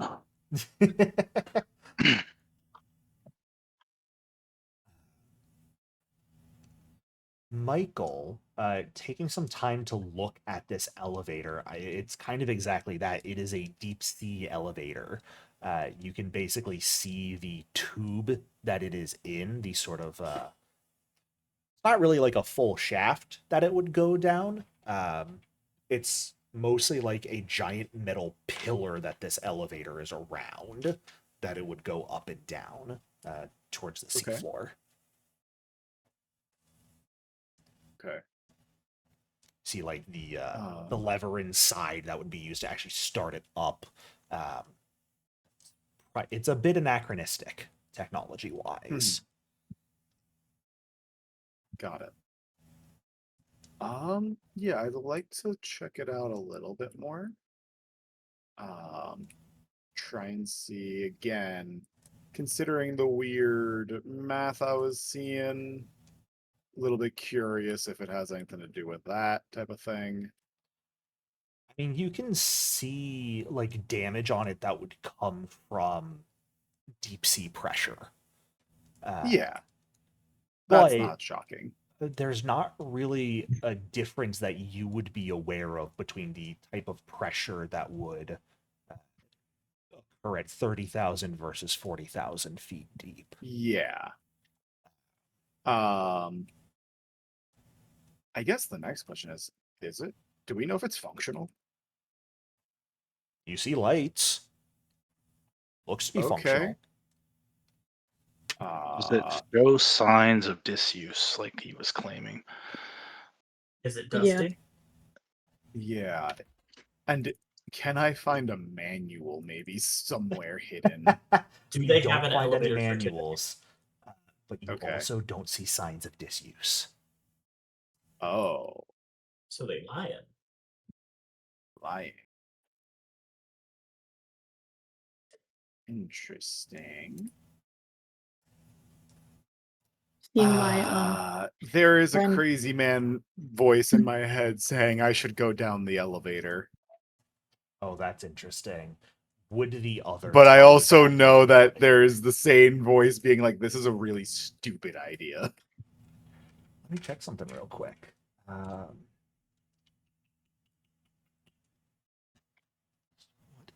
is you just have that as your other talent. You are not breaking down or berserking right now, so while the other in your head may think it's a good idea to,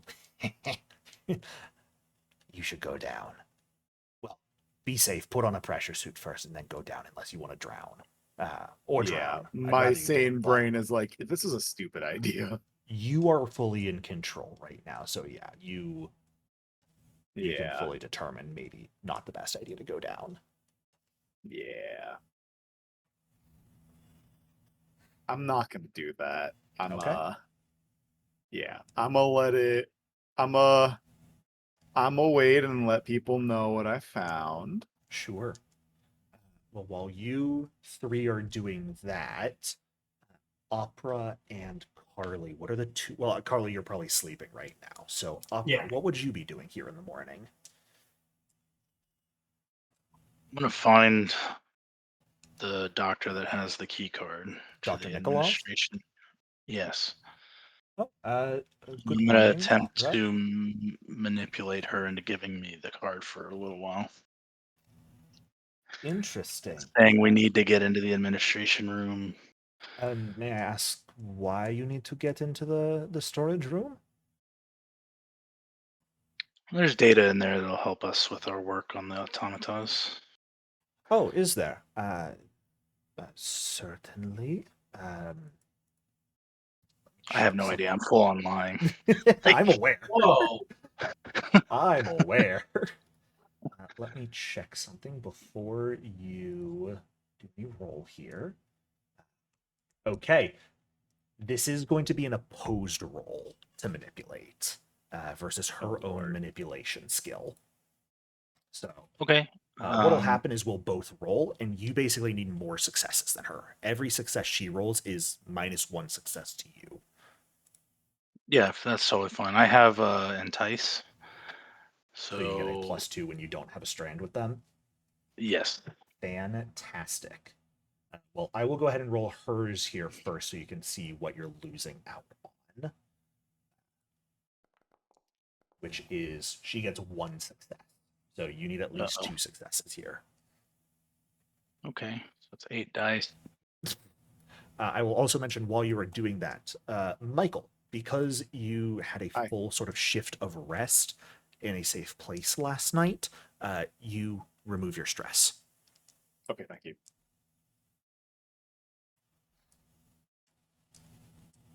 Okay.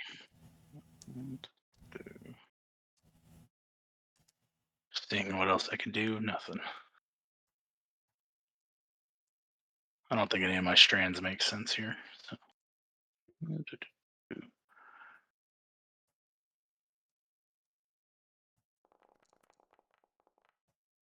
2 successes, yay. Hey, fantastic. Nice. That's what you needed.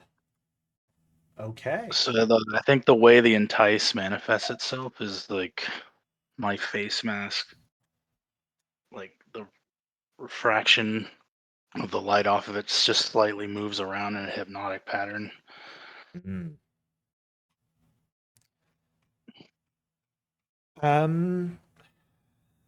I can.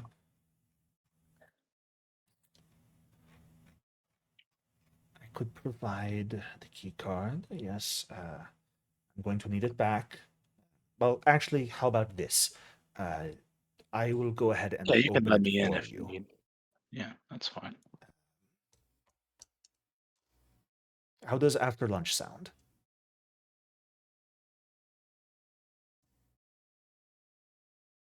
Sure.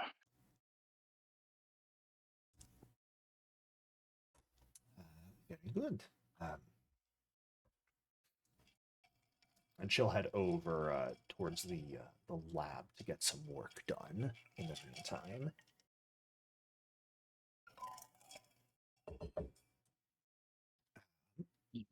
Tell anyone else around once we get back. We're gonna get access. Who wants to go with me? If I'm just waking up, I'll raise my hand. If I'm still asleep, then no. We'll say around lunchtime would be when Carly and Elodie wake up. Yeah, absolutely.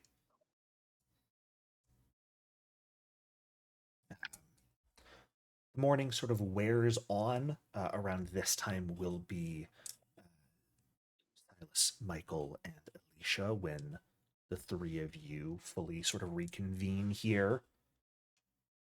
Okay. If you have anything you would like to do or say to one another. I will mention to them they are lying to us. That has been used quite a not I wouldn't say quite a bit, but it hasn't been unused. Everyone here is acting happy. Really happy. I mean, I would be if I was this far away from horrors all the time. No, no, no. They're acting. Is boring? You think it's ungenuine? Yeah. Hmm.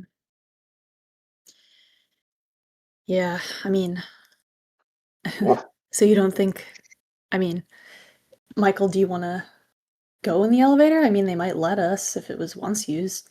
I don't think that's a safe idea. Mm. Did it seem like, well, but you said it was, it looked recently used.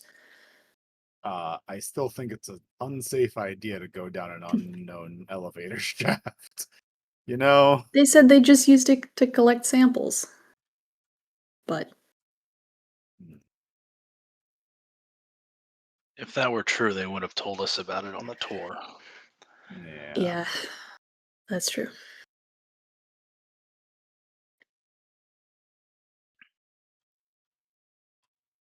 So what? We go down there? I mean, we can. I think we're going to need some pressure suits, and I don't know how I feel about leaving our mechs unattended.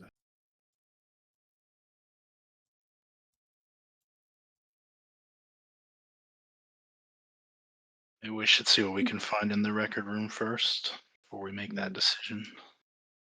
Might not be a bad Yeah. idea, especially considering that they had a researcher here. His research was strange, and then all of a sudden he leaves. And their doctor, too. Yeah. Is there anything I noticed? I know I made the joke about them missing supplies, but is there anything I noticed that they didn't have in the medical room? No, no, it was actually really well stocked.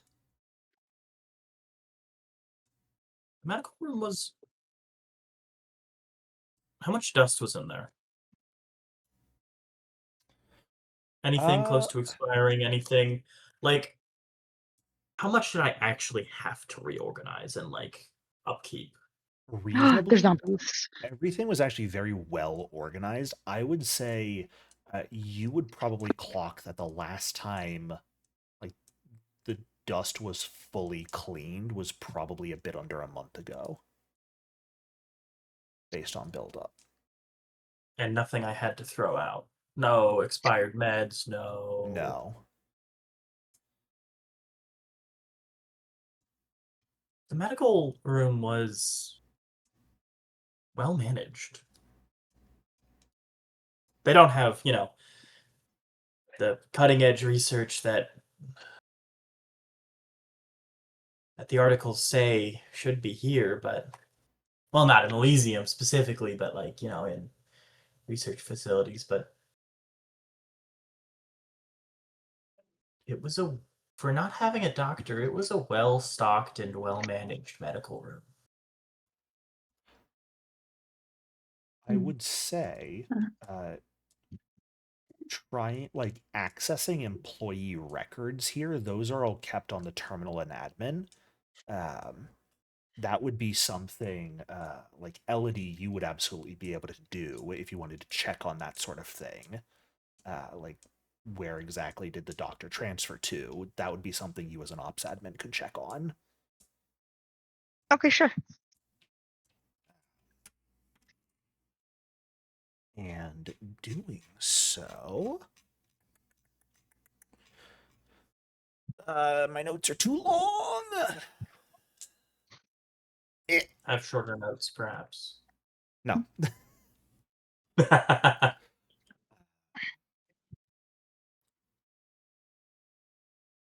While you're doing that, would be around when lunch would end, because it would be after you and Carly have woken up.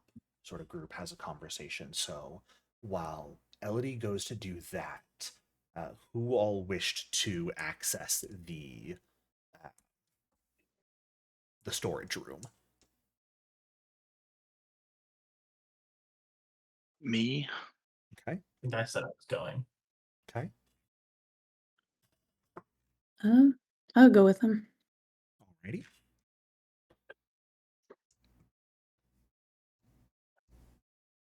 I probably would as well. I keep forgetting I'm on mute. Okay. Then Silas, during that sort of early afternoon period, what would you like to do?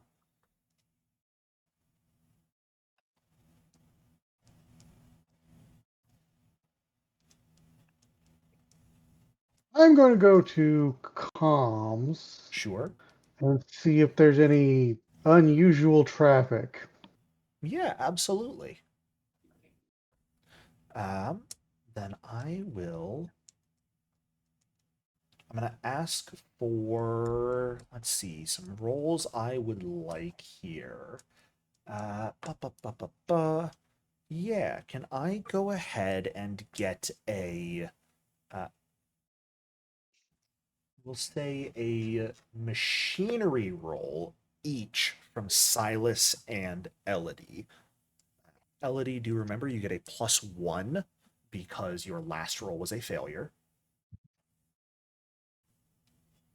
Do I And want to then push this? that is a question, Yeah. yeah. Yes, I absolutely want to push this. Okay. Fuck it up, I can't take a joke. Nice. Silas pushes it into a success, and Ooh, Elodie let's go. succeeds at well. Oh boy, we are gonna find some things out together. Uh, Before I get to the results of those rolls, though, the rest of our group, sort of a bit after lunch, meet up with Dr. Nikolov again, who lets you into the storage room off of admin here. I'm going to say, who amongst you four has the best observation? Not fucking me. I have a Fantastic. total of 5. Mine's 4, so. It's my total. Steven, you're muted. My observation's 3. Motherfucker. I've got a 4, so not me. Then either Opera or Michael, I would like one of you to make observation here. I'm going to say whoever makes this roll will not be making any potential rolls I ask for in the storage room itself. So just whoever's feeling better about this, I suppose. Do you feel lucky? Are you feeling lucky, kid? No.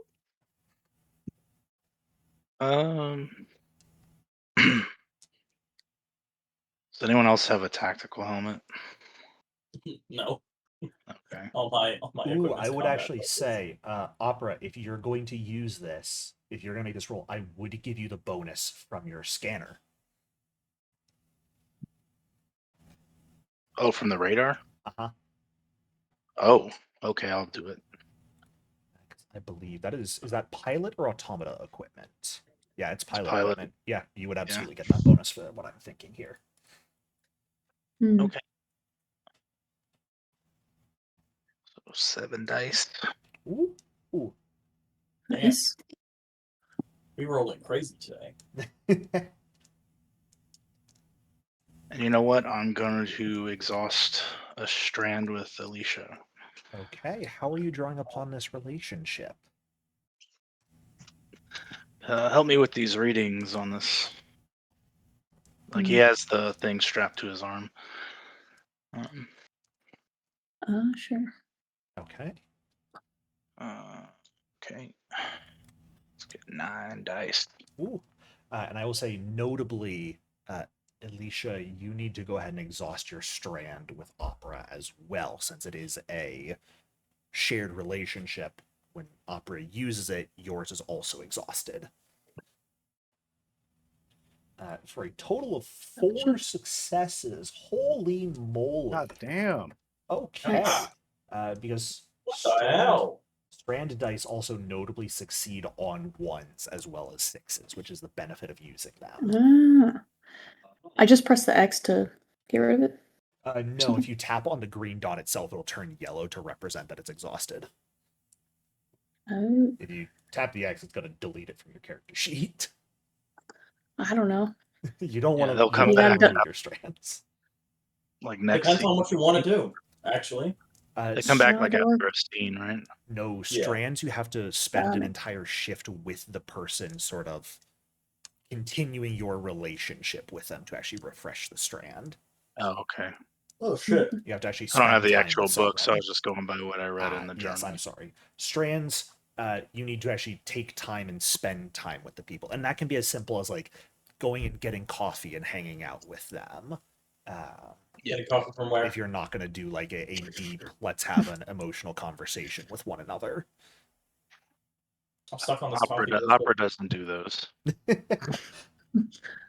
Okay. Opera, your first success here. And because you got 4 successes, you're going to get to ask like 3 additional questions on this. But you notice when Dr. Nikolov comes to swipe the door, there's a look of trepidation on her face. And you also see Dr. Hoffman was walking down the corridor towards you guys, and you sort of clocked that with your radar as well.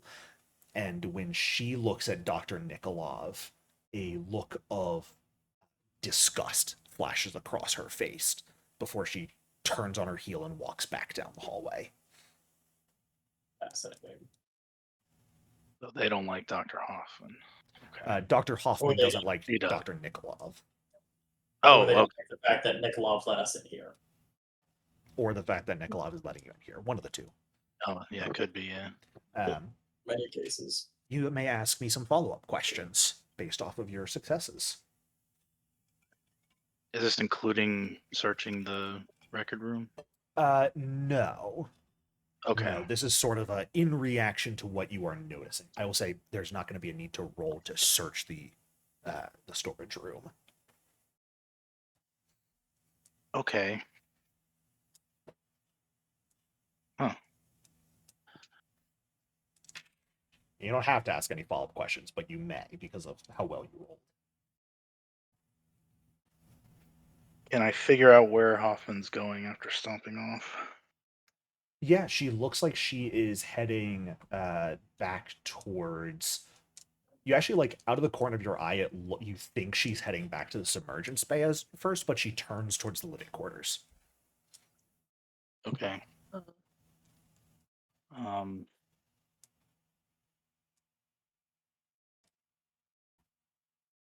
Anything unusual going on in the submergent bay? I have the tactical HUD, which lets me look out the cameras of my mech. Yeah. Sure, I'll allow that for this roll. No, the submergence bay, everything looks like it's going normally right now. And I'm out of ideas. Anyone have any? Just- Something you want to know from this small You interaction? said Nikolov had a look of trepidation. Yeah, can we tell if it's disgust for Hoffman or disgust at letting us into the storage room? Yeah, is she fearful of us or something else? That's a She good did question. not notice Hoffman coming down the corridor. She does not want to let you in the storage room. Okay. And I believe that was 3 questions. That is your additional successes, absolutely. So, the 4 of you now head into the storage room, sort of as Opera clocks all of this, and begin to look around the area. I mean, from everything sort of comes on as what you were told. You see piles of old reports, many of them set up in boxes and sorted. You do see a it's not really a safe, but it is kind of a just a box that, like, flipping it open, you see cash, the base's cash reserve. You do notice there is another like closed cabinet with a separate like keypad lock on it that has a pistol in it. But there is one thing you guys find that's perhaps a bit out of place: a cell phone that is currently powered down and just kind of like behind one of the boxes on a shelf, fully out of sight to anyone coming in. Do those still work in this time period? Mhm. Oh, okay. Is it? Can I pick it up? Yeah, it's turned off right now. Can I turn it on? Absolutely. You turn on the phone, takes a minute to boot up. It's an old model, which I'll open the Motorola Razr. yeah. Yes. I am going to say, as you guys look at this phone, uh, it has one message currently on it that it has received, and that message is encrypted. You also notice it has a setting. This is effectively a burner phone. It is set to auto delete messages after 1 month. When was the message received? Just under a month ago. Not quite just under. Realistically, something like 2.5 weeks ago. Would there be any way? I'm gonna ask if I can use machinery for this. Unencrypting is more so a science role. Machinery is a role But that cloning typically a hard drive. machinery is a role that typically deals like the actual physical machinery. Science is more software. Then can I revise my role? Maybe Michael I can. want to take the hard drive out of the phone. I mean, that's not difficult to do, Yeah, I'll pop it out. but like unencrypting this message is something that would require science to do. Luckily, my dad's smart. Get over it. I could try doing it. Yeah. Michael's right there. Oh shit, Michael's right Also, here. Yeah, yeah. I'll toss the phone to him and I'll say, "Hey, Where did Michael, Dr. Nikolov go while we're doing this? Dr. Nikolov left. Shit. Like, just let you guys in and walked off, I'll seemingly hand in the direction of like the submergence bay. You then guys I'll take hand the another phone to watch. Michael, and I'll say, "Hey, Michael. I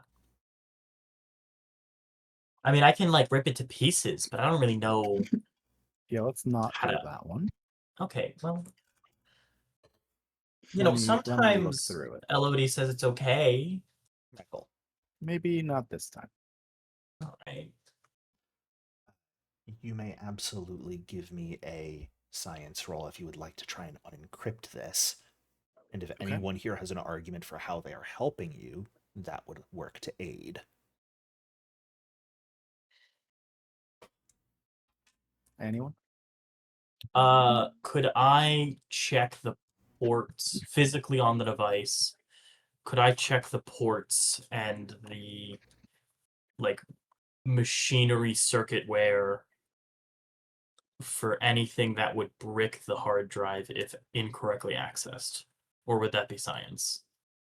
Well, the good news is if you're aiding, it is more so like what are you doing that would help this person with what they are attempting to do. So, what would you specifically be doing to help Michael unencrypt this message? Um, There would not be a skill roll on your end associated with this. I think I would be setting up the machinery needed for it. I mean, we're in a room. We don't have access to a terminal, but presumably presumably like I can set up a monitor and like a quick tower and A just number of carry you stuff. guys would probably have a data pad with you. Oh, then heck yeah. Yeah, that works then. Okay.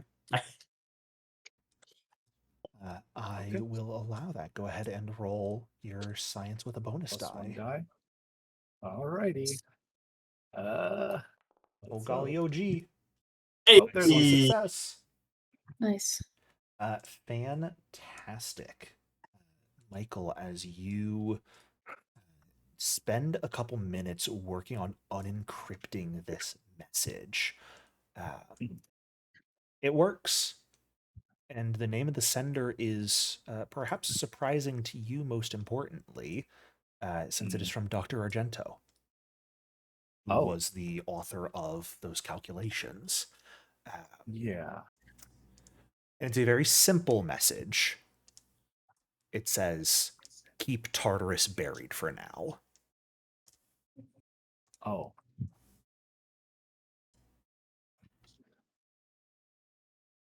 well, that's not ominous. As the four of you are going over that information, we have some rolls from earlier to resolve with Silas and Elodie. Silas, going over communications, looking through the communications area, you do come across some info in the system that catches your attention here as being intriguing for sure.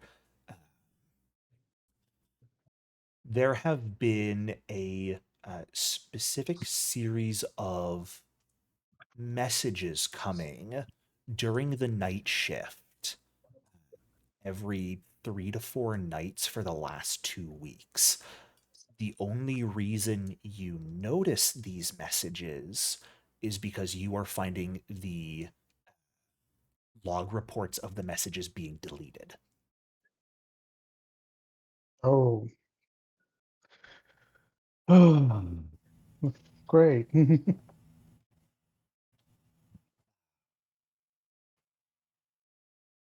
Elodie, you pull up the personnel reports for the people here on Elysium. Not difficult for you to do as sort of an admin yourself. It's very easy to access that information for you. And not only did the ship's or this craft's doctor, a Dr. Nakamura, transfer, two others have transferred in the last month as well, Dr. Holloway and Dr. Quinn. So I don't buy any of that. I think Well- they're dead. Well, see, here's what's interesting is you were told during your entrance tour that the ship's doctor had like gone home for an extended leave. These transfer records have the 3 doctors transferring specifically to a Tartarus. There it is. So, we found out where I'm losing my limbs. And you can also find, because these are official transfer orders, the one who signed their transfer order is a Dr. Argento. Mm. And okay. Dr. Argento is a name you heard yesterday, as it belonged to someone who did calculations in Marine Lab 2, but no longer works here, apparently. According to So what can I Michael look up, learned. since I see these transfers, where's Dr. Argento? Were they also transferred? Yeah, that'd be pretty easy for you to find in the reports because Dr. Argento is an official researcher here. While Dr. Nikolov is listed down as the head researcher of Elysium Research Facility, Dr. Argento is logged as the head researcher of the Tartarus Research Facility.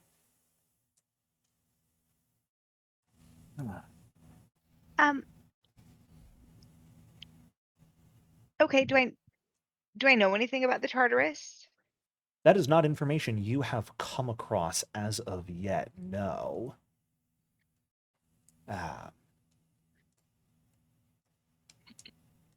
I'm going to say at this point, as you get that last bit of information, is when the whole group comes back together.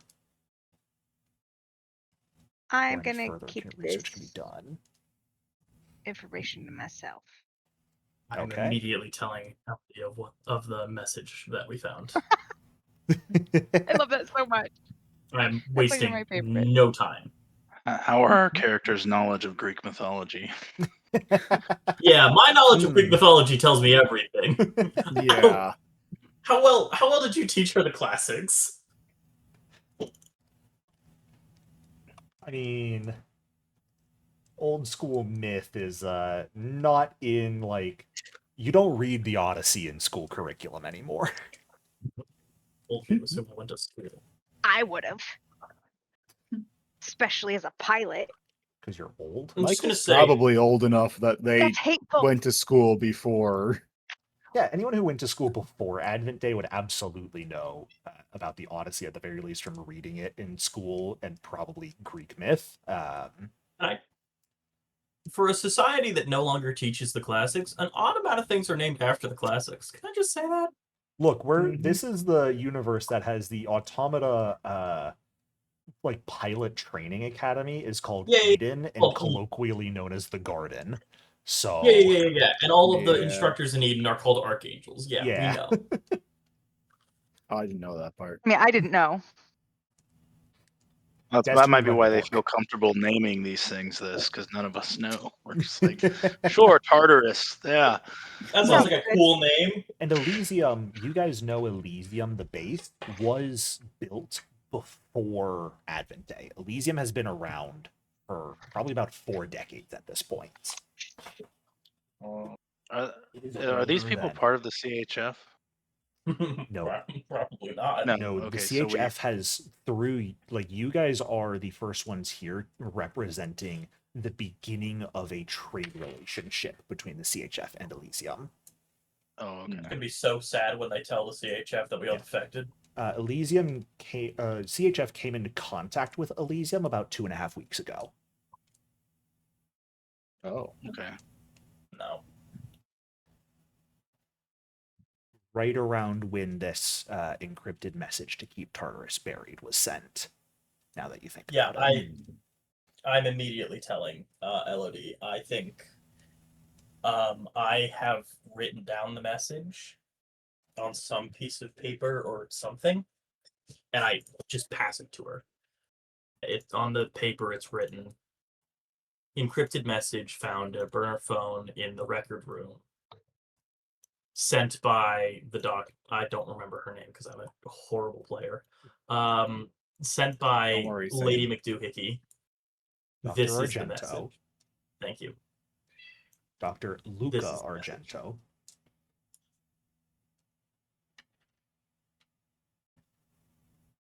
We don't stereotype by names, sir. I do. I'm hateful, as we have determined. Wow, that's fucked up.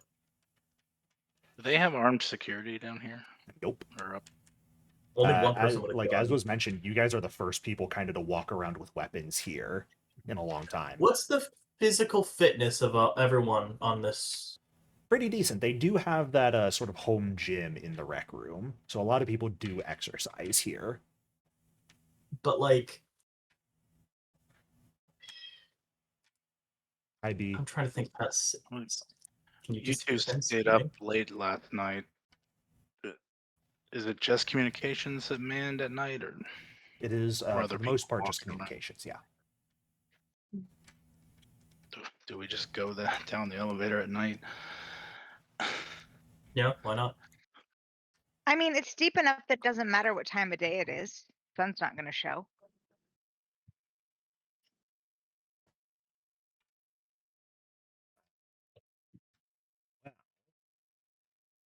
As we reach this point where you guys have some confirmation that there is some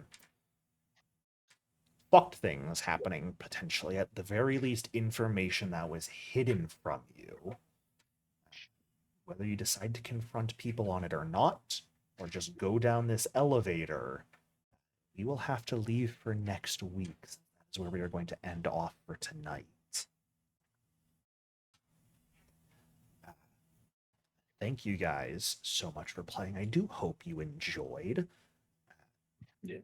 Certainly, as we delve deeper into this mystery, I would say get your weapons ready. Okay. That's not ominous. I don't want to steal that gun from the. It is just a regular service pistol. The I don't pistol. have a pilot weapon, so. Alrighty. Well, on that note, thank you guys. I will see you next week. Have a good one. Yes. See you Later. next Have a good week. Next week night. on Later. Monday. Bye, everybody. On Monday. Yep.